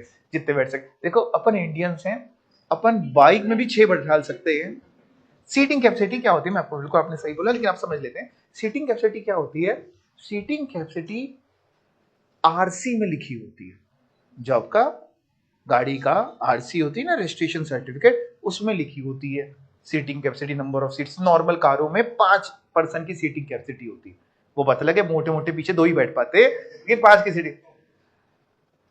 और जो बैठाने वाले बहुत बैठा लेते हैं। मैं एक बार, कुछ टाइम पहले की बात है, अपने फ्रेंड के साथ मोती झील में वो बन मक्खन खा रहा था, वो मट्ठा, है ना। तो एक पुराने जमाने की मारुति 800 टाइप आके रुकी, पुरानी, बड़ी पुरानी, और उसमें से एक बंदा उतरा ना, वैसे ही हम लोग मट्ठा पी रहे थे, और तो हमने देखा, मतलब थोड़ा टाइम पुरानी बात है, फिर इधर से एक लेडी उतरी, फिर पीछे से 3-4 लोग उतरे, फिर डिग्गी खुली, डिग्गी से 2-3 बच्चे निकले। हाँ मतलब हमने कहा ये क्या था यार, ये भी तो हमने कोई दिमाग ही नहीं लगाया। तो पता नहीं कितने लोग, 8, 10, 15, 20 कितने लोग उतर गए। तो सीटिंग कैपेसिटी वैसे नहीं डिसाइड होती, बैठाने वाले हो सकते हैं छत पे बैठाने कि थोड़े तुम ऊपर पकड़ के चलो, है तो सीटिंग कैपेसिटी उससे डिसाइड होती। तो अगर आपने जो मोटर व्हीकल खरीदी है उसकी सीटिंग कैपेसिटी 13 ड्राइवर मिला के, वैसे तो अपन जैसे आप देखते होंगे ऑटो टेम्पो में, ई रिक्शा में, ड्राइवर की जगह पे भी वो लोग सवारी बैठा, ड्राइवर ऐसे खड़े होकर चला रहा है, आपने देखा होगा ना। हाँ, एक बार तुमने देखा ई रिक्शे में, वो हमको दिखाई नहीं दिया कहां चला, वो ऐसे खड़े होकर ऊपर बैठ करके चला रहा था।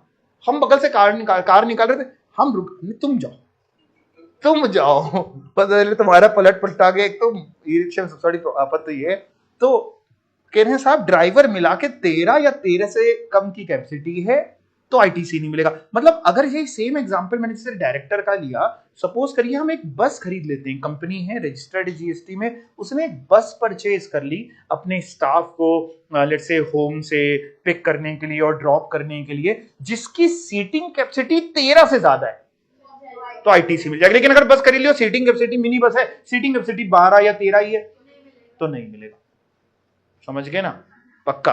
तो पढ़ के देखते हैं फिर से एक बार। ITC shall not be available in respect of the following, namely motor vehicles for transportation of persons. एक होता है पर्संस, एक होता है पैसेंजर। दोनों में अंतर क्या होता है, पर्सन और पैसेंजर? हाँ, पैसेंजर कॉमर्शियल पर्पस के लिए, सवारियां जो हो गई, है ना, नहीं और बड़ा चौड़ा वैसा पैसेंजर हो गया। तो motor vehicle for transportation of persons having approved seating capacity of 13% और लेस इंक्लूडिंग ड्राइवर, उसका नहीं मिलता। लेकिन इसकी एक्सेप्शन है, 3 एक्सेप्शन, यानी 3 ऐसे केसेस हैं जिसमें आपको आईटीसी मिल जाएगा। देखते हैं क्या। Except when they are used for making following taxable supplies, namely पहला, further supply of such motor vehicle.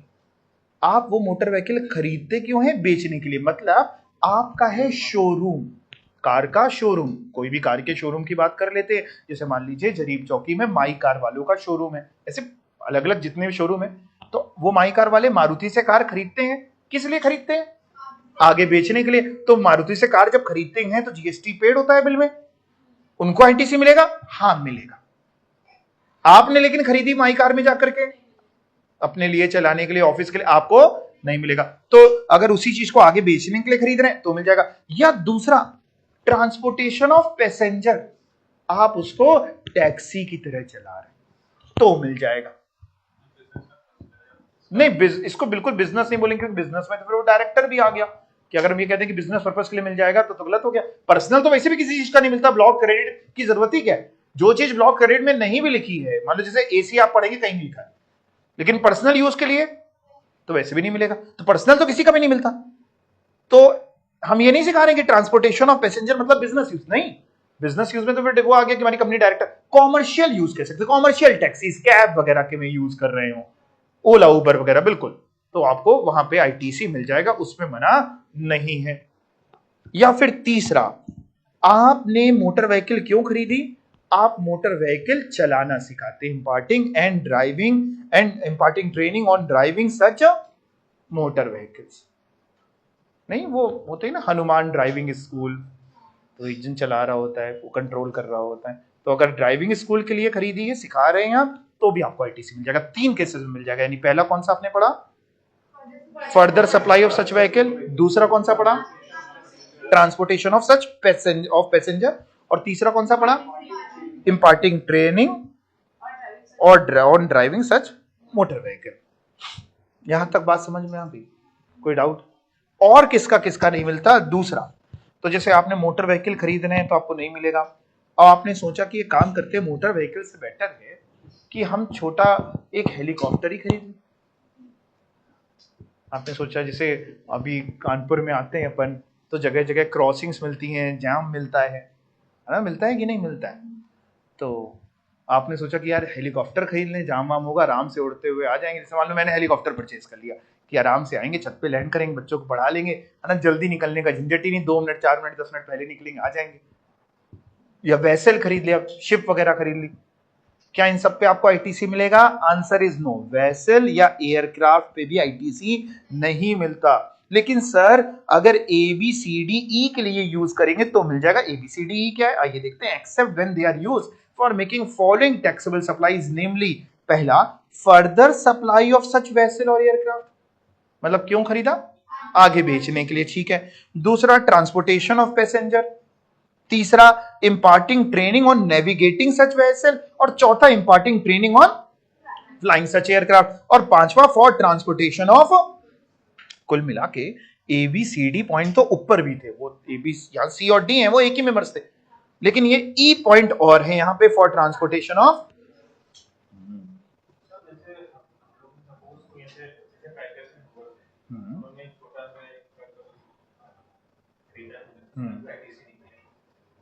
Claim कर सकते हैं, बिल्कुल क्लेम कर सकते हैं।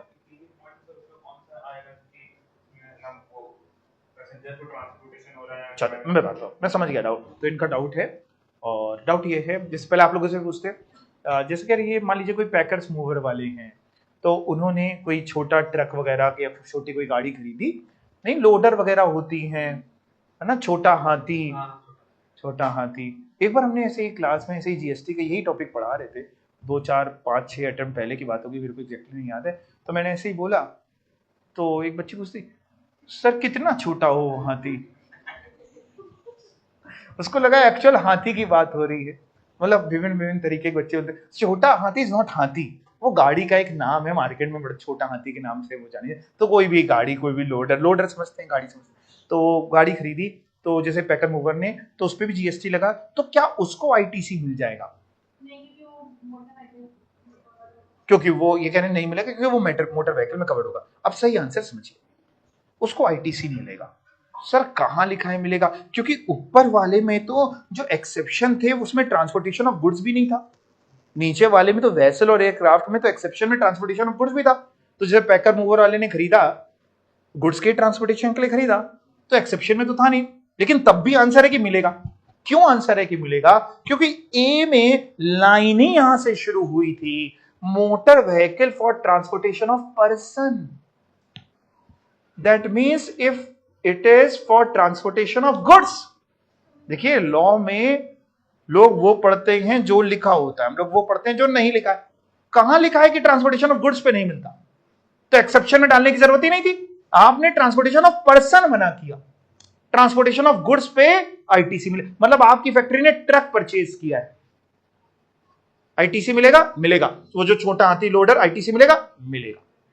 इसलिए दोनों में एक्सेप्शन में अंतर क्यों है? नीचे ट्रांसपोर्टेशन ऑफ गुड्स इसलिए डालना पड़ा क्योंकि वेसल और एयरक्राफ्ट के आगे कुछ नहीं लिखा था लॉ मेकर ने, और ऊपर तो खुद ही लिखा था, तो एक्सेप्शन ऊपर भी है अपने आप ही डीम्ड। वो बात अलग है कि अपन इंडियंस हैं, अपन लोडर में भी कई बार लोगों को आपने देखा होगा कि पीछे बैठ करके, है ना, इधर उधर चले जाते हैं, गणेश जी का विसर्जन कराएंगे, कभी खुद ही घूमने चले जाएंगे। उससे नहीं देखा जाता कि ट्रांसपोर्टेशन ऑफ गुड्स है कि पैसेंजर। या वो बात अलग है कि कार में ही सामान रख करके इधर से उधर नहीं, थोड़ा बहुत सामान ले जाना है, उसी में शिफ्टिंग कर डाली पूरे घर की कार में, तो वो, लेकिन हम उसका नॉर्मल यूज देख रहे हैं आरसी के हिसाब से, that is transportation of person है तो नहीं देंगे, और ट्रांसपोर्टेशन ऑफ गुड्स है तो दे देंगे। क्लियर? और कोई डाउट? वेसल वगैरह, शिप वगैरह, बोट वगैरह, याच वगैरह, ये सब वेसल्स में आ जाएगा। शिप लिख लीजिए आप। हाँ, और भी कुछ पूछ रही थी? नहीं पूछ रही थी? कुछ तो रहेंगे, कुछ पूछ लो। नहीं, चलो ठीक है। तो साहब पहले का भी नहीं मिलेगा, दूसरे का, मतलब अगर आप जैसे अभी मैंने जैसे होंडा सिटी का एग्जांपल दिया कि अगर आप होंडा सिटी खरीद रहे हैं तो आपको आईटीसी नहीं मिलेगा, सब्जेक्ट टू कि वो 3 एक्सेप्शन ना हो। बेचने के लिए खरीद रहे हैं तो मिल जाएगा, या फिर आप ट्रांसपोर्टेशन ऑफ पैसेंजर के लिए खरीद रहे हैं तो मिल जाएगा, या फिर आप उसे सिखाएंगे ड्राइविंग तो मिल जाएगा। उन तीनों को हटा दें तो नहीं मिलेगा। सवाल आता है, जब कोई आप जैसे गाड़ी खरीदते हैं तो गाड़ी खरीदने पे जो जीएसटी लगा उसका आईटीसी आपको नहीं मिलना, बट गाड़ी खरीदने के साथ आप उसका इंश्योरेंस कराते हैं, उस इंश्योरेंस के प्रीमियम में जीएसटी लगता है, क्या उसका आईटीसी मिलेगा? जब गाड़ी का ही नहीं मिल रहा तो बाकी चीजों से कोई मतलब ही नहीं, एंसिलरी चीजों का तो मिलेगा ही नहीं। दूसरा, फिर जैसे गाड़ी खरीद ली तो गाड़ी खरीदने के बाद खर्चा मांगती है, हर थोड़े थोड़े टाइम में, 6 महीने में, साल भर में उसकी सर्विस करानी पड़ेगी। सर्विस वाले के पास जाओगे, वो 10-15-20 हजार का बिल बना देता है बैठाल के, फिर उस पर जीएसटी लगाता है, क्या उसका आईटीसी मिलेगा? Answer is no. जिस चीज के खरीदने का ही जीएसटी नहीं मिल रहा, उसके इंश्योरेंस का या उसके सर्विस पे जीएसटी जो लगा, उसके आईटीसी का मतलब नहीं। हाँ, जिस चीज का मिल रहा है, मतलब जैसे मान लीजिए वो जो लोडर खरीदा उसने जीएसटी में रजिस्टर्ड है, व्यापार की बाकी सारी कंडीशन पूरी करा, उसका आईटीसी मिल रहा है, तो उसने इंश्योरेंस में भी जो जीएसटी पे किया उसका भी मिल जा रहा है। या मान लो किसी ने वैगन आर परचेज करी चलाना सिखाने के लिए, तो उसको वैगन आर पे जो जीएसटी पे किया उसका आईटीसी उसको मिल रहा है, और वैगन आर पे इंश्योरेंस भी कराया, उस पर जो जीएसटी पे किया उसका आईटीसी भी उसको मिलेगा। चलाना सिखाने के लिए किया ना, नहीं समझे? ऊपर में एक एक्सेप्शन में थी ना, क्या थर्ड एक्सेप्शन क्या थी? इंपार्टिंग ट्रेनिंग ऑन, मैंने कहा वैगन आर खरीदी चलाना सिखाने के लिए, तो वैगन आर खरीदने पे उसका आईटीसी मिला? वैगन आर खरीदी चलाना सिखाता है लोगों को, हनुमान ड्राइविंग स्कूल मिला? मिला। तो खरीदने पे इंश्योरेंस भी लगता है, उस पे जो जीएसटी लगा प्रीमियम पे उसका भी मिलेगा। सर्विस कराएगा टाइम टू टाइम, उसका भी। जैसे ओला उबर वालों का आपने कहा कि ओला उबर वाले अगर खरीदते ही हैं तो उनको आईटीसी मिलता है, हाँ मिलता है। वो लोग भी तो टाइमली सर्विस कराते होंगे, सर्विस पे उनका भी जीएसटी लगता होगा, तो आईटीसी मिलता है, हाँ मिलता है। खरीदने पे मिल रहा है तो उस पे भी मिल रहा है, खरीदने पे ही मना है तो एंसिलरी का मतलब ही नहीं। डबल ए के बाद आता है एबी। एबी क्या कहता है, और ध्यान से समझें। सर्विसेज ऑफ जनरल इंश्योरेंस या सर्विसिंग की सर्विस या रिपेयर मेंटेनेंस बोल लीजिए, in so far as they relate to motor vehicle या वेसल या एयरक्राफ्ट, जो क्लॉज ए या डबल ए में पड़ी तो उसका भी नहीं मिलता। यानी जिसका ए या डबल ए में नहीं मिलता, उसके ऊपर जो इंश्योरेंस कराया या रिपेयर कराई उसका भी आईटीसी नहीं मिलता। प्रोवाइडेड कब मिल जाएगा? Provided that the ITC in respect of such services shall be available where the motor vehicle vessel या एयरक्राफ्ट, जो ऊपर ए या डबल ए के क्लॉज में दिया था, are use for the purposes specified therein. मतलब उन एक्सेप्शंस के लिए यूज कर रहे हैं, तो खरीदने पे मिल रहा है, उस पे मैं समझ गया ना इसका इन्फ्लुएंस। और कब मिल जाएगा? दूसरा पढ़ना, where received by the taxable person engaged in the manufacture of such motor vehicle, vessel or aircraft, or in the supply of general insurance services in respect of such motor vehicle, vessel or aircraft insured by him। समझिए, मान लीजिए कोई car का manufacturer है, car बनाता है बेचता है, तो बनाने में बहुत सारे आइटम लगते होंगे, उसको आईटीसी मिलता होगा? बिल्कुल मिलता होगा, उसके लिए बनाने का। शोरूम वाले को आईटीसी मिलता है, उसको भी मिलता है, उसके लिए भी बनाने का, बेचता है आगे। मान लो इन लोगों ने किसी से सर्विस ली, मान लो सपोज करो कार के मैन्युफैक्चरर में टाटा में एक प्रॉब्लम आ गई कि हर गाड़ी में थोड़े टाइम के बाद एसी जो है वो काम करना बंद कर जाता है, तो उन्होंने टेक्नीशियन बुलाया, चेक कराया, टेक्नीशियन ने 5 लाख रुपए ले लिए सर्विस के कि ये दिक्कतें थी, हम उसको सही कर देते, सॉफ्टवेयर की दिक्कत हम अपडेट कर देते। मैन्युफैक्चरर ने कोई सर्विस ली, कई बार हो सकता है उसको लेनी पड़ती हो, कोई नो हाउ हो सकता है, कोई भी इस तरीके का, उसको आईटीसी मिलेगा। समझ रहे हैं ना बात को? समझ पा रहे हैं आपकी? नहीं समझ पा रहे हैं? पक्का। दूसरा, और किसको मिलेगा? जिससे जो इंश्योरेंस वाले होते हैं ना, कई बार ये क्या करते हैं, इंश्योरेंस अपना भी कराते हैं, इसको हम लोग बोलते हैं जो इंश्योरेंस सीडेड। मैं आपको समझाता हूं, जैसे इंश्योरेंस कंपनी से आप इंश्योरेंस ले रहे हैं, तो इंश्योरेंस कंपनी की लायबिलिटी बढ़ रही है, रिस्क बढ़ रही है। एक समय के बाद जब उनको लगता है कि हमारी रिस्क बहुत ज्यादा बढ़ रही है, आपको मना नहीं करेंगे, आपको तो पॉलिसीज बेचेंगे, लेकिन अपना पीछे से इंश्योरेंस किसी और को बेच देते हैं, थोड़ा पोर्शन, उसका प्रीमियम थोड़ा सा आगे बढ़ाते हैं वो। तो अगर उन्होंने किसी से सर्विस ली, इंश्योरेंस की सर्विस ली, इंश्योरेंस सर्विस देने के लिए उनको भी आईटीसी मिलेगा। फिर से पढ़ते हैं एक बार, where received by taxable person engaged. Taxable person कौन होता है पहले बताओ? जो जीएसटी में रजिस्टर्ड है या लायबिल टू बी रजिस्टर्ड है, इनिशियली बताया था। तो रिसीव करिए किसी टैक्सेबल पर्सन ने, जो काम क्या करता है, एंगेज इन मैन्युफैक्चर। और कौन सी सर्विस रिसीव करी है, वो तो ऊपर ही लिखा था, जनरल इंश्योरेंस की या सर्विसिंग की या रिपेयर मेंटेनेंस की। किसने रिसीव करी है? इन the manufacture of such motor vehicle vessel और एयरक्राफ्ट, उसकी मैन्युफैक्चरिंग से रिलेटेड किसी समय पे कोई सर्विस ली है उसने, या मान लो जैसे मान लो शोरूम से गाड़ियां आती हैं, अपने देखे बड़े वाले ट्रक देखे जिसमें कार लदी होती हैं, उसका भी तो इंश्योरेंस करा करके भेजना पड़ता है कि बीच में कोई हादसा हो गया तो कितनी कारें चली जाएंगी, तो मैन्युफैक्चरर का कितने करोड़ों का नुकसान हो जाएगा, तो उसका इंश्योरेंस उसने करने की सर्विस ली, उस पर प्रीमियम पे जीएसटी लगा, आईटीसी मिलेगा उसको, समझ गए।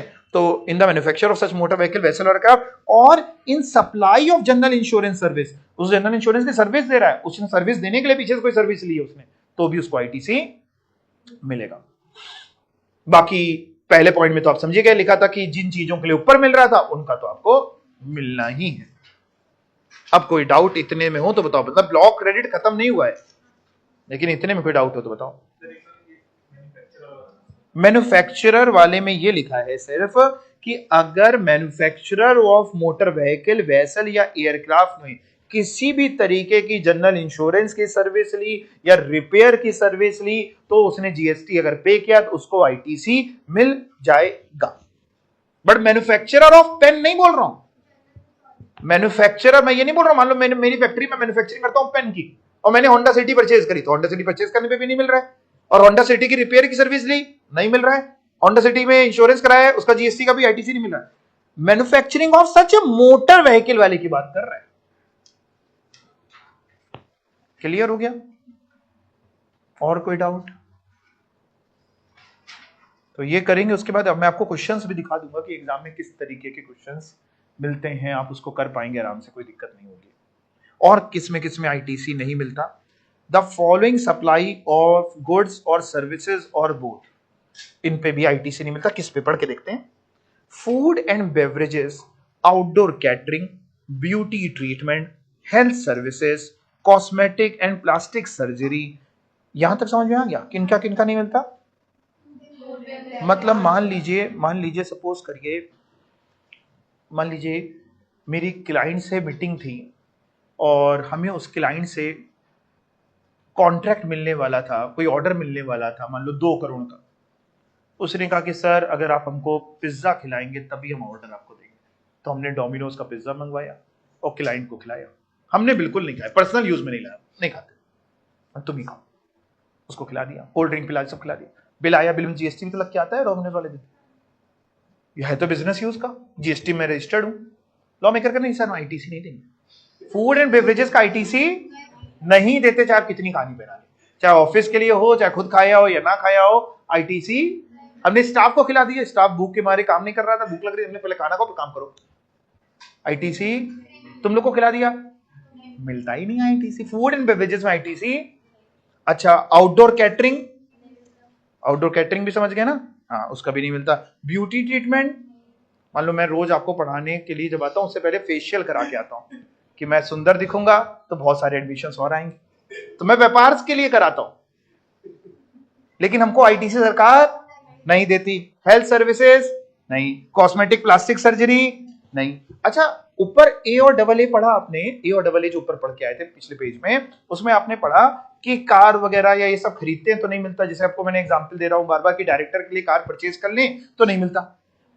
मैंने क्या किया, मैंने थोड़ा दिमाग लगाया, हमने कहा यार डायरेक्टर के लिए कार परचेज कर रहे हैं, जीएसटी दे रहे हैं, आईटीसी नहीं मिलता। हमने डायरेक्टर के लिए कार परचेज नहीं करी, हमने कार किराए पे ले ली। किराए पे ले सकते हैं क्या?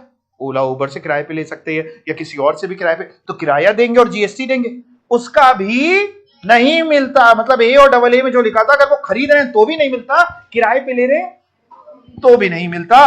पढ़ के देखिए, लीजिंग, रेंटिंग और हायरिंग, कुछ भी बोल लो, ऑफ मोटर व्हीकल, वेसल और एयरक्राफ्ट जो रेफर्ड थे ए और डबल ए, तो उनको खरीदते हैं तो भी नहीं मिलता, लीज पे लेते तो भी नहीं मिलता। हाँ, except when used for the purpose specified, वो एक्सेप्शन वाले जो थे उनके खरीदने पे भी मिल जाता, उनके किराए पे लेने पे मिल जाता। मतलब मान लीजिए आप ड्राइविंग सिखाते हैं तो ड्राइविंग सिखाने के लिए अगर आप खुद की कार खरीदते हैं तो भी जीएसटी मिलता है। आपने ड्राइविंग सिखाने के लिए कार किराए पे लेकर के ड्राइविंग सिखा रहे तो भी आपको आईटीसी मिल जाएगा। तो जो एक्सेप्शन थे उनके तो खरीदने पे भी मिल रहा है, किराए पे भी मिल रहा है, और जिनका खरीदने पे भी नहीं था उनका किराए पे लेने पे भी नहीं मिल रहा है। यहां तक कोई दिक्कत? हाँ, हेल्थ सर्विसेज का ये कहना चाहते हैं साहब कि आपने लेट से जीएसटी पे किया, आपने इंश्योरेंस प्रीमियम पे, उस पे आपको आईटीसी सरकार नहीं देगी, भले ही आपके व्यापार से रिलेटेड हो या व्यापार से रिलेटेड ना हो। या हेल्थ सर्विसेज में आपका जिम वगैरह भी आ जाएगा कि आपने वहां पे मान लीजिए गोल्ड जिम की आपने मेंबरशिप ले ली, 1 लाख रुपए उसको दे दिए मेंबरशिप, तो अभी आपको नहीं मिलेगा। ठीक है, मैंने एक बार गोल्ड जिम का बहुत पहले ऑडिट किया था, तब उस समय 50,000 मेंबरशिप फीस होती थी, तो ऑडिट के बड़ा अच्छा लगा। हमने कहा हम भी करेंगे, हमने पता किया था 50,000 है। हमने हम नहीं, हम ऑडिट करेंगे तुम्हारा। फिटनेस के लिए अपन इतना नहीं खर्चा करते। तो गोल्ड जिम तो सुना है आप लोगों ने नाम, अब पता नहीं इस समय कितनी होगी मेंबरशिप फी। खैर, नहीं सुना आप लोगों ने, गोल्ड जिम नहीं सुना हुआ है? हाँ बोल रहे, नहीं बोल रहे, नहीं सुना, कोई बात नहीं, नहीं सुना, कोई अच्छी बात है। हाँ, अपन फिटनेस पे कोई मतलब नहीं। अच्छा, प्रोविजो क्या लिखा हुआ है? प्रोवाइडेड, पढ़िए अपने आप, देखिए समझ में आता है क्या प्रोवाइडेड।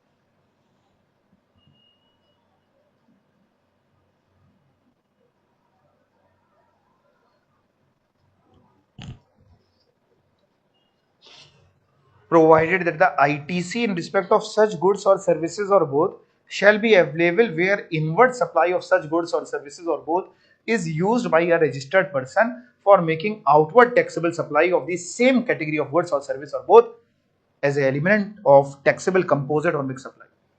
आ गया ना समझ में? आ गया अश्मी का, समझाओ फिर। हाँ थोड़ा ही समझा दो तुम, मैं इसी में गदगद हो जाऊंगा अगर तुम थोड़ा भी समझाओगे मेरे को तो।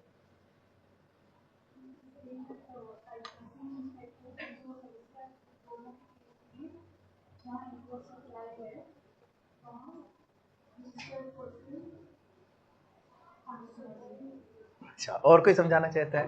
नहीं, आप समझा लेंगे, आपने पिछली बार पढ़ा है मेरे से, आपको याद है। पहली बार पढ़ रहे हो तो समझाओ। अच्छा फिर समझाओ, पहली बार पढ़ रहे हो पक्का? अच्छा ठीक है, मैं समझाओ।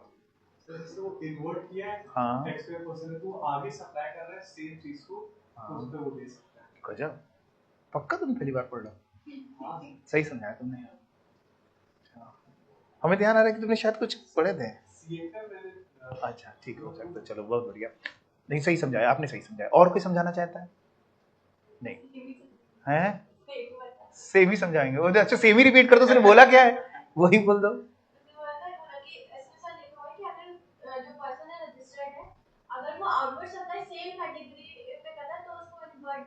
जैसे फॉर एग्जाम्पल, आप सही समझा रहे हो लेकिन कुछ एग्जाम्पल समझा सकते हो? बोला आपने, बिल्कुल सही है। हाँ,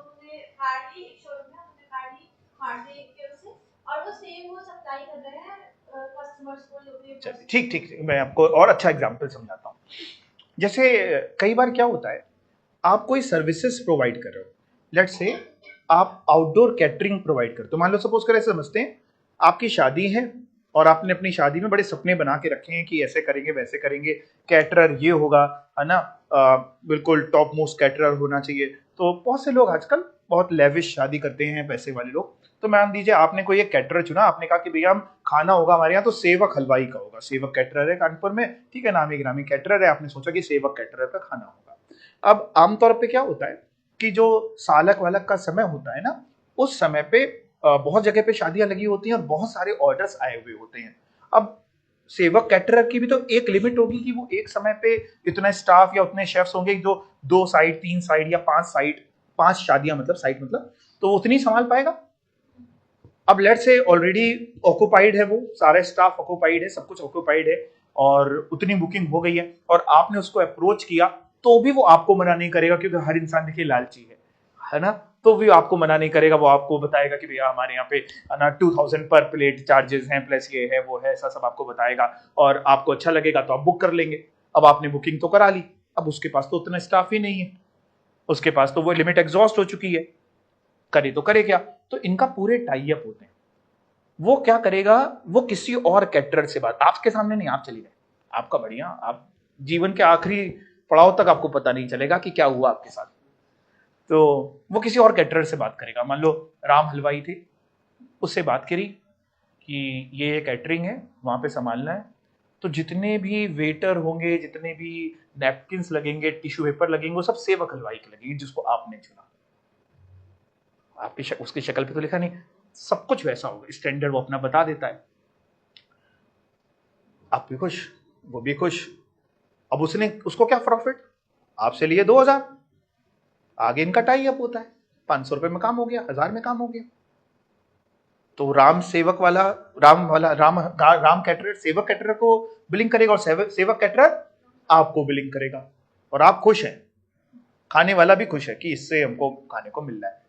मैंने तो एक बार कैटरिंग में आपको बताऊं, एक बार एक शादी थी, तो उसमें वो बड़ी हाई फाई लेवल की शादी थी, थोड़ा घर की ही फैमिली मान लीजिए, तो बहुत ठीक ठाक शादी थी, बड़ा अच्छा कैटरर कानपुर का था। तो जो मॉकटेल काउंटर होता है ना, कॉकटेल नहीं बोल रहा, मॉकटेल बोल रहा, मॉकटेल काउंटर में, तो वो आमतौर पे छोटा एग्जाम्पल है, मान लो कोल्ड ड्रिंक वगैरह, तो वो ग्लास में सर्व करके देते हैं ना, तो मैंने जरा उससे बोतल मांगी, मैंने बोतल दो, तो सर्व करके नीचे छुपा लेते हैं। मैंने देखा एक्सपायर्ड सर्व कर रहे थे, और कैटरिंग में एक प्लेट 2-2.5 हजार से कम की नहीं थी। एक्सपायर्ड चीजें मॉकटेल आपको बना के दे रहे हैं, ये बना के वो बना के, कभी आप देखिए बोतलें, मतलब इंसानियत इतनी गिर गई है। फिर बाद में जब हमने थोड़ा और समझ में आया, तो हमको समझ में आया कर क्या रहे हैं कि वही बोतल अगर आप नॉर्मल लेते हैं जो एक्सपायर्ड नहीं होती, तो लेट्स से आपको 100 की पड़ती है, पता नहीं 100 की 80 की कितने की आती है, और एक्सपायर्ड लेते हैं तो आधे की आधी की मिल जाती है, तो ये एक्सपायर्ड उठा लेते हैं जगह जगह से, पीने वाले को 2 गिलास में दे रहे हैं। अब आप कभी पीजिए तो देख समझ करके पीजिए, ठीक है? क्या बोलो बोलो? रिस्क है, एक्चुअली में रिस्क है, देख समझ भाई, समय मौज में होता है, डीजे बज रहा होता है ना, सब मौज में होता है, अरे यार वो पिलाए पड़ा, इस लेवल की शादी हो रही साहब। तो खैर, फिर इस चीज पे उसने 50,000 रुपए कम किए थे पूरे बिल में, मैंने कम करवाए थे, मैं कम करूँ नहीं, वो वीडियो है मेरे पास, हम वीडियो तो आजकल सभी लोग बना रहते हैं। तो खैर, लेकिन हमको समझ में आया कि लोग बड़े अलग तरीके के। तो अगर आप इस चीज की सर्विस प्रोवाइड करने के लिए, सेम चीज की प्रोवाइड करने के लिए वो इनवर्ट सप्लाई ले रहे हैं, तो मिलेगी सेम चीज की। जैसे मैंने आपसे कहा कि मैं फेशियल करा करके आता हूं हमको पढ़ाने के लिए, तो मेरे को नहीं मिल रही, क्यों नहीं मिल रही? सेम चीज की नहीं है। तो अगर मैं फेशियल करा के आता हूं फिर फेशियल करता हूं तो मिलेगी, तो भी नहीं मिलेगी, क्योंकि वो सेम चीज आगे नहीं बढ़ाई है। या तो मैं वही क्रीम निकाल करके लगाऊं, वो ऐसा पॉसिबल नहीं है ना, छी आप कर रहे हैं। तो सेम चीज की सप्लाई हो रही हो, वो पीछे से लेके आगे सप्लाई हो रही, जो मैंने आपको जैसा एग्जांपल आपको दिया, समझ पा रहे हैं आप बात को?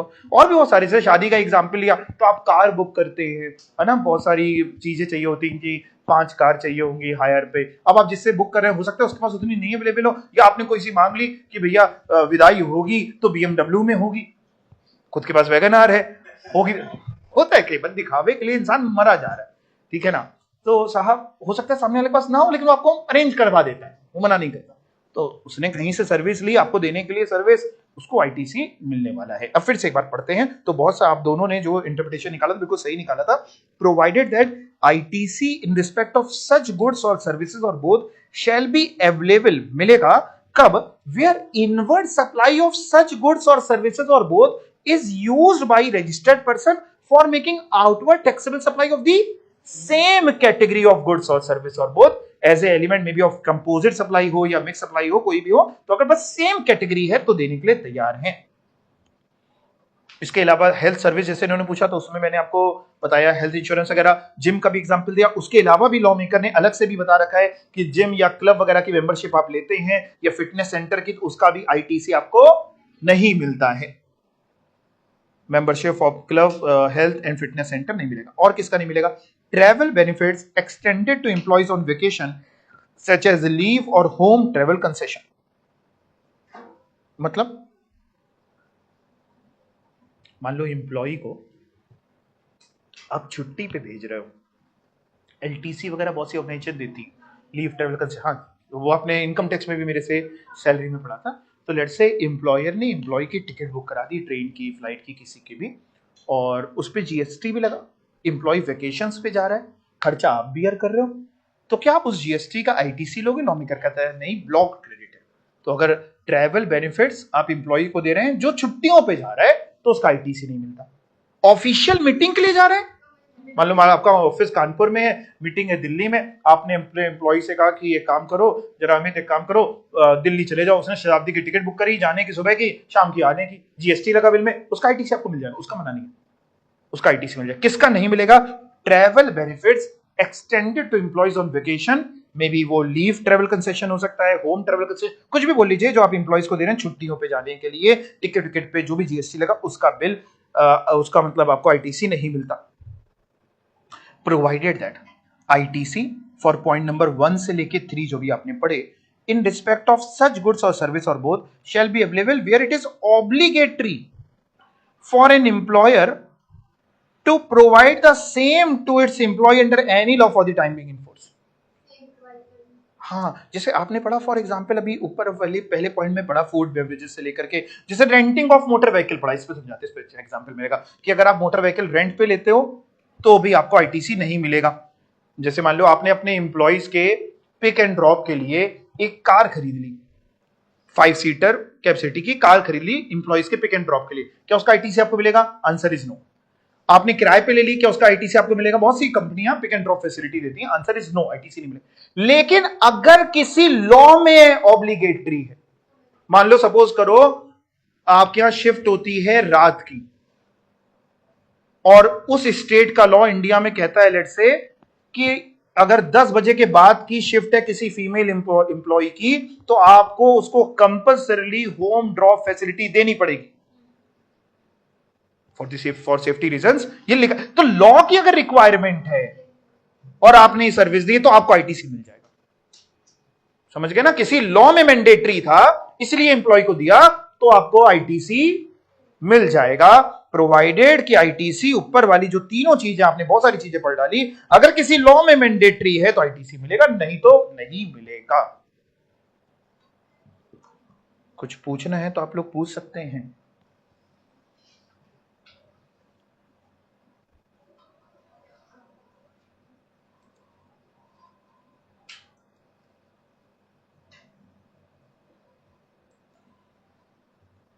चलिए ये समझ में आ गया। चलिए और पॉइंट्स कर लेते हैं, फिर क्वेश्चन देखते हैं कि किस तरीके से अपन कर सकते हैं। सी पॉइंट क्या लिखा है? सी पॉइंट में works contract services for construction of immovable property, works contract services when supplied for construction of N immovable property other than plant and machinery except where it is an input service for further supply of works contract service। Works contract service ली आपने, मान लीजिए suppose करिए आपकी कोई factory बन रही है और मान लीजिए आपके पास जमीन है और आपने एक कॉन्ट्रैक्टर बुक किया, आपने कॉन्ट्रैक्टर से उसको कंस्ट्रक्ट कराने की बात करी, उससे आपकी डील हो गई कि वो पूरी आपको बना करके देगा, 50 लाख प्लस जीएसटी आपसे लेगा, 50 लाख रुपए प्लस जीएसटी। लॉ कहता है जो भी कंस्ट्रक्शन से related immovable property, land building, मतलब बिल्डिंग कंस्ट्रक्ट हो रही, उसका आईटीसी हम नहीं देते, भले ही आपका फैक्ट्री क्यों ना बन रही हो। जैसे घर बन रहा हो तो वैसे भी नहीं मिलेगा पर्सनल यूज, लेकिन फैक्ट्री ऑफिस ये सब भी बन रहा हो तो भी कंस्ट्रक्शन से रिलेटेड की हम आपको आईटीसी नहीं देते। हाँ, प्लांट एंड मशीनरी कंस्ट्रक्ट हो रही है उसका आईटीसी हम आपको दे देंगे। या आप वर्क्स कॉन्ट्रैक्ट की सर्विस प्रोवाइड कर रहे हैं, पीछे से वर्क्स कॉन्ट्रैक्ट की सर्विस लेके, वर्क्स कॉन्ट्रैक्ट का मतलब होता है जहां पे कॉन्ट्रैक्ट यानी ठेका दिया गया हो मटेरियल प्लस लेबर का, मटेरियल प्लस लेबर। ये मैंने आपको शेड्यूल 2 में भी बताया था कि वर्क्स कॉन्ट्रैक्ट जो होता है वो सप्लाई ऑफ सर्विस होता है, याद आया? तो वो कंपोजिट सप्लाई में सप्लाई सर्विस, तो वर्क्स कॉन्ट्रैक्ट जहां मटेरियल प्लस लेबर का ठेका हमने दिया है। देखिए घर बनवाने के 2 तरीके, घर या फैक्ट्री आपको बनवानी है तो उसके 2 तरीके। एक तरीका क्या है कि आपने किसी को ठेका दे दिया कि तुम्हारा ही रॉ मटेरियल, तुम्हारा ही लेबर, हमें ऐसा ऐसा लेआउट चाहिए। दूसरा तरीका क्या होता है, जो ट्रेडिशनल तरीका जो पहले के लोग करते थे, क्या तरीका था? मान लो घर बनवाना है या फैक्ट्री बनवानी, कैसे बनवाते हैं? दूसरा तरीका कि भैया ठेका नहीं दिया किसी को, खुद गए मार्केट से सामान खरीद लाए, सीमेंट, ईंटा, मोरंग, लेबर हायर करा, मिस्त्री हायर किया, बनवा रहे हैं। ये भी तो तरीका आज भी कर सकते हैं, इसमें कोई बनाई तो नहीं। दोनों केसेस में नहीं मिलेगा। ये सी और डी में लिखा है। सी में लिखा है ठेका दोगे तो भी नहीं मिलेगा और खुद बनाओगे तो भी नहीं मिलेगा। Works contract services for construction of immovable property, उसका भी नहीं मिल रहा। सेल्फ कंस्ट्रक्शन कर रहे हो ऑन हिज ओन अकाउंट, यानी ठेका नहीं दिया, खुद खरीद के ला रहे हो, तो भी सीमेंट, मोरंग, ईंटा जो भी तुम खरीद के ला रहे हो उन सब पे जीएसटी जो तुम पे करके आ रहे हो उसका आईटीसी नहीं मिलेगा। इससे वैसे भी पॉल्यूशन होता है, ठीक है? हाँ, कंस्ट्रक्शन में अगर खुद कंस्ट्रक्शन कर रहे हो प्लांट मशीनरी का तो भी मिल जाएगा, कॉन्ट्रैक्ट देके प्लांट मशीनरी कर रहे हो तो भी आपको मिल जाएगा। दोनों में लिखा है other than plant and machinery, ठीक है? और कोई डाउट? आपने कंपोजिशन स्कीम पढ़ी थी, ये बताना जो बंदा कंपोजिशन स्कीम में रजिस्टर्ड होता है क्या उसको आईटीसी मिलता है? क्या वो किसी और को आईटीसी पास कर सकता है? दोनों ही नहीं। तो ये बात देखिए, गुड्स और सर्विस और both on which tax has been paid under section 10 यानी कंपोजिशन सप्लाई, तो वो वैसे भी बंदा जो है वो बिल ऑफ सप्लाई देता है, टैक्स इनवॉइस वैसे भी नहीं देता, बट लॉ मेकर को मना तो करना पड़ेगा ना। यहाँ पे भी यहाँ नहीं मना किया तो लोग कहेंगे यहाँ का मना किया तुमने, तो उसने सब मना कर रखा है। ठीक है, ये तो आप लोग को पता था।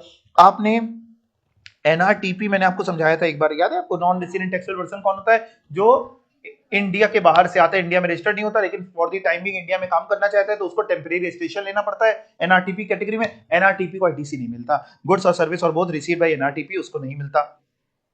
यहां तक कोई दिक्कत? आप लोग कंपनी लॉ के जानकार हैं, आप जानते हैं कि कंपनी लॉ में सीएसआर ऑब्लिगेशन करनी पड़ती है, जानते हैं ना? आप बहुत से लोग क्या करते हैं, सीएसआर ऑब्लिगेशन करने के लिए कहीं से जो भी लेते हैं उस पे बिल में जीएसटी लगता है, उसका आईटीसी बुक कर लेते हैं। तो वो तो वैसे भी लॉ में लिखा ही था, लॉ मेकर ने आईटीसी से हाथ हटा दिया, आईटीसी नहीं देने वाले, कि तुम एक तो तरफ कर रहे हो कि हम सीएसआर ऑब्लिगेशन कर रहे हैं और दूसरी तरफ क्या ले रहे हो, आईटीसी। आप समझ पाए ना बात को? ठीक है। तीसरा मतलब जो एच है ये ना भी लिखते समझ में आ रहा है, लेकिन लॉ मेकर हम लिख के चलेंगे क्या, वो वैसे भी नहीं मिलने वाला। आई पॉइंट बहुत ध्यान से, किसका आईटीसी नहीं मिलता? और goods lost, stolen, destroyed, written off और disposed by way of gift, और मान लीजिए सपोज करिए मैंने एक अनाउंसमेंट करी कि मेरे पढ़ाए हुए जिस भी बच्चे के टैक्स में 100 आ जाएंगे, मैं उसको एक सोने की चेन गिफ्ट करूंगा। वो गलती से आपके 100 में 100 आ भी गए, तो मैं गया, जैसे मैं मालाबार गया, मालाबार ज्वेलर्स, वहां से मैंने सोने की चेन खरीदी, शिक्षा एकेडमी के नाम पे बिल बनवाया, जीएसटी नंबर भी पढ़वाया, और बिजनेस से रिलेटेड कैसे है ना, लोग और देखेंगे इनके यहाँ सोने की चेन मिलती और आएंगे कि हम भी टैक्स में 100 में 100 लाएंगे, लेकिन इसका आईटीसी मेरे को। दूसरा केस, आपका मान लीजिए किसी चीज का कोई व्यापार है, मान लो आपका रेडीमेड गारमेंट्स का बिजनेस है, तो आप कपड़े खरीदते हैं, शर्ट्स ट्राउजर जो भी आप खरीदते हैं, उस पर जीएसटी लगता है, उसका आप आईटीसी बुक करते हैं, बेचते हैं, आउटपुट टैक्स आता है। एक दिन क्या हुआ, आप कपड़े थे, आप गए घर पे, वापस आए तो आपको पता चला कि चूहों ने कुछ कपड़े कुतर दिए हैं, कुछ आइटम खराब कर दिया है, उसका आईटीसी आपको नहीं मिलेगा। दूसरा केस, चोरी हो गई, चोरी में क्यों मना किया, वैसे भी दुखी था इंसान। हाँ बिल्कुल, फर्जी बोलने लगेंगे लोग कि चोरी हो गई, चोरी हो गई, अपना ही खुद ही जाके चोर को चाबी दे देंगे कि रात में 2 बजे जाना और चोरी करके ले जाना। तो इसीलिए लॉ मेकर ने सब हटा दिया, इन सब पे आईटीसी वो नहीं देता। Goods lost, stolen, destroyed, destroyed में चूहा या कोई भी इस तरीके का आग लग गई, कुछ भी, रिटन ऑफ और disposed of by way of gift दे दें, फ्री सैंपल दे दें, आईटीसी नहीं मिलता। यहां तो कोई डाउट है किसी को? चलो इतना बात आपको समझ में आई। अब मैं ना आपको जरा क्वेश्चन कराता हूं। तो ये क्वेश्चन है आपके एग्जाम का ही आया हुआ है, और ये दिसंबर 2025 के एग्जाम का है। ये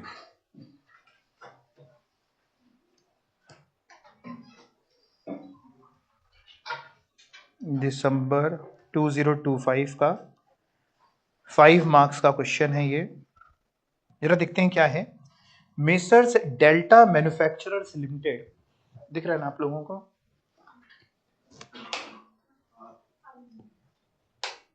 दिख रहा है?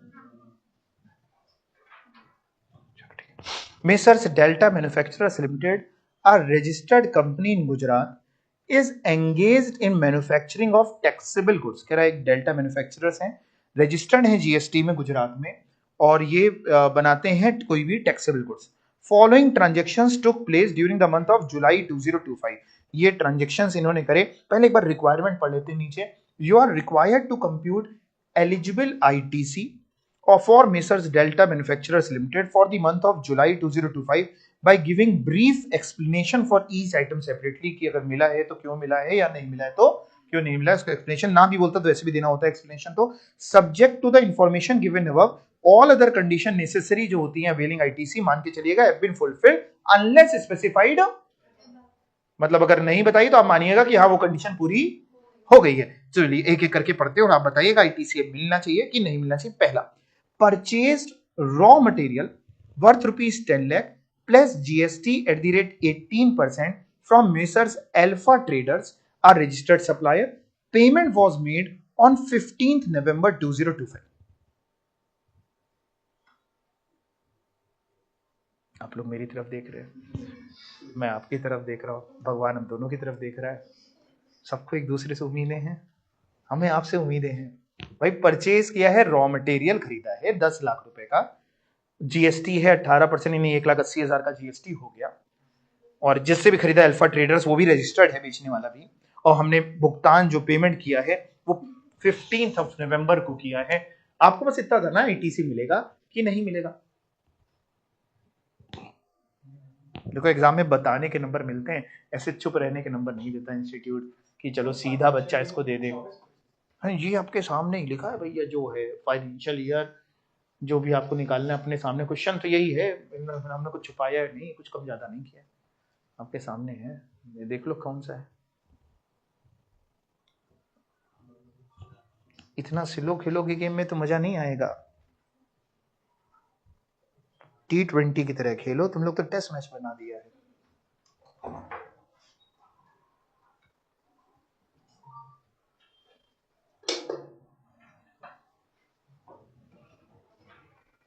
अरे मिलेगा कि नहीं मिलेगा, हाँ या ना, आंसर तो दिखा देंगे हम, कुछ तो तुम लोग बोलो। मिलेगा? कितने लोग मिलेगा वाले, और कितने लोग नहीं मिलेगा? अच्छा, और जिन लोग हाथ नहीं उठा रहे उनको हम क्या बोले? रॉ मटेरियल खरीद रहे हो, व्यापार के लिए खरीद रहे हो, मिलना चाहिए कि नहीं मिलना चाहिए? क्या कहीं ब्लॉक क्रेडिट में आपको बताया? नहीं। दूसरा, पेमेंट 180 दिन के अंदर हो जाना चाहिए था। आपने एक क्लॉज पढ़ा कि 180 दिन में, 180 दिन में पेमेंट हो गया कि नहीं हो गया? हो गया। मिलेगा कि नहीं मिलेगा? मिलेगा, आंसर पढ़ो, खत्म बात।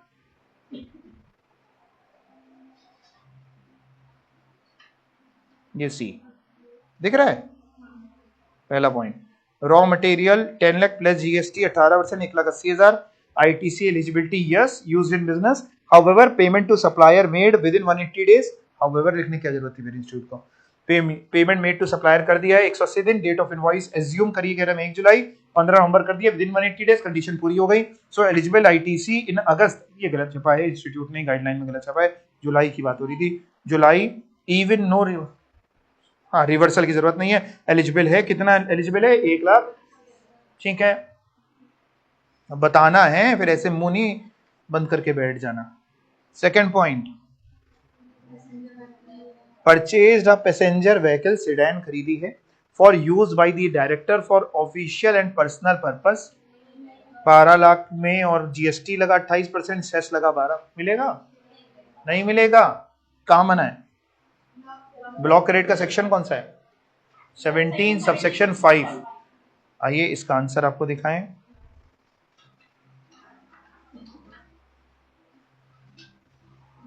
दिख रहा है? ये तो उधर चला गया।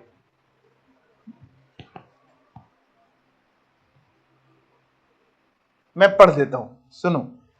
Passenger vehicle for director 12 lakh रुपए plus GST as per section 17 subsection 5 clause A. ITC on motor vehicle for transportation of person with seating capacity of 13% or less is blocked unless used for further supply of vehicle, training or transportation. Director uses official plus personal, not covered by exception. ITC is blocked on both GST and cess. Disallowed ITC निकाल दिया कि 3,36,000 बना 28%, और ये दोनों नहीं मिलेगा। हाँ तो उस पर भी नहीं मिले, मतलब अगर मिलना होता तो दोनों का मिल जाता, नहीं तो उस पर भी आपको नहीं मिलेगा। फर्स्ट वाले पे डाउट है? क्वेश्चन के आंसर बेटा, आंसर आंसर, हाँ ठीक है। क्यों?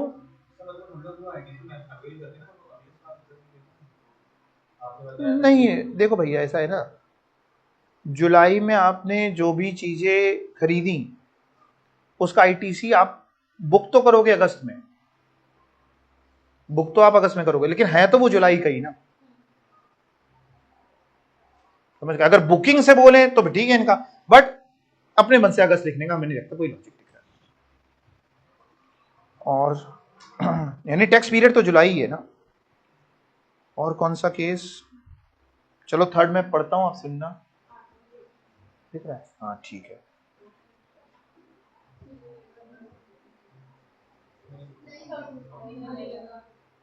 नहीं मिलेगा,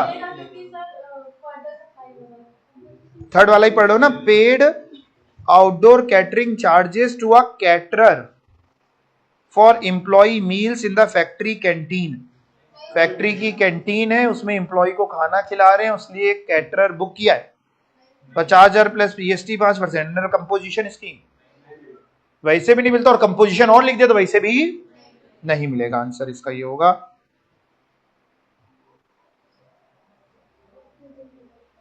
दिख रहा है क्या? ये थर्ड वाले का आंसर दिख रहा है।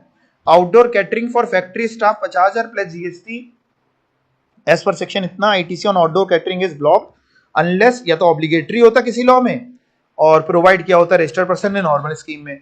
यहाँ तो कंपोजिशन वाले ने किया, तो भले ही लॉ में भी मैंडेटरी हो तो भी नहीं मिलने वाला, और लिखा भी नहीं था कि कहीं लॉ में मैंडेटरी, तो अपने मन से मानेंगे भी नहीं। और फोर्थ वाला, incurred construction expenses of rupees 5 lakh plus GST on building of an additional floor। नहीं मिलेगा, नहीं मिलेगा, इसका सही आंसर नहीं मिलेगा। आंसर पढ़ते हैं, construction expenses for additional floor 5 lakh plus GST at the rate 18%। As per section इतना, ITC on works contract is blocked if it is your own use or including when such goods or service are used or in construction of business, तो भी नहीं मिलेगा, तो नहीं मिलेगा, कुल मिला के नहीं मिलेगा, तो नहीं मिलेगा। और एक आखिरी पॉइंट था, हाँ स्टेशनरी वाला, purchased office stationery worth rupees 25,000 plus GST at the rate 12% from a registered supplier. The invoice was uploaded in GSTR1 after the due date by the supplier and was not reflected in the GSTR2B in the month of July।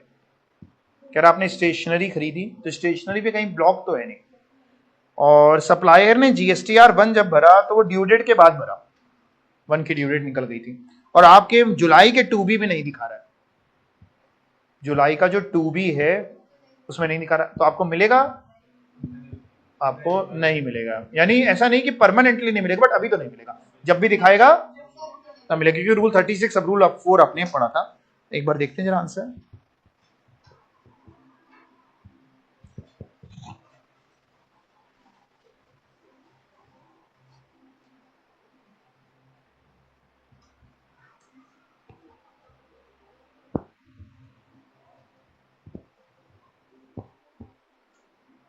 लिखा है stationery purchase, दिख रहा है क्या? दिख रहा है, stationery purchase 25,000 plus GST 12%, 3,000। Supplier uploaded invoice in GSTR1 but not reflected in GSTR2B as on filing date as per rule 36 sub rule 4। ITC can only be availed if it appears in GSTR2B, so ITC is not eligible in July 25 but can be claim later when reflected, बाद में जब reflect होगा, तो temporary ineligible जो है वो 3,000 है। ऐसे ही अब आपका होमवर्क भी सुन लीजिए, अभी तो और पढ़ाऊंगा, लेकिन पहले होमवर्क बता दूं आपको, अपना स्कैनर में जितने पास्ट ईयर के आईटीसी के क्वेश्चंस हैं वो लगा लो, ठीक है? चलो अब शीट में देखो अगला पॉइंट कौन सा है, देखिए अब जो अगला पॉइंट है, अभी आपने जैसे पढ़ा, जो लास्ट पॉइंट पढ़ा, goods lost, stolen, destroyed, written off और disposed of by way of gift और फ्री सैंपल, तो गिफ्ट या फ्री सैंपल वगैरह में आपको आईटीसी नहीं मिलता।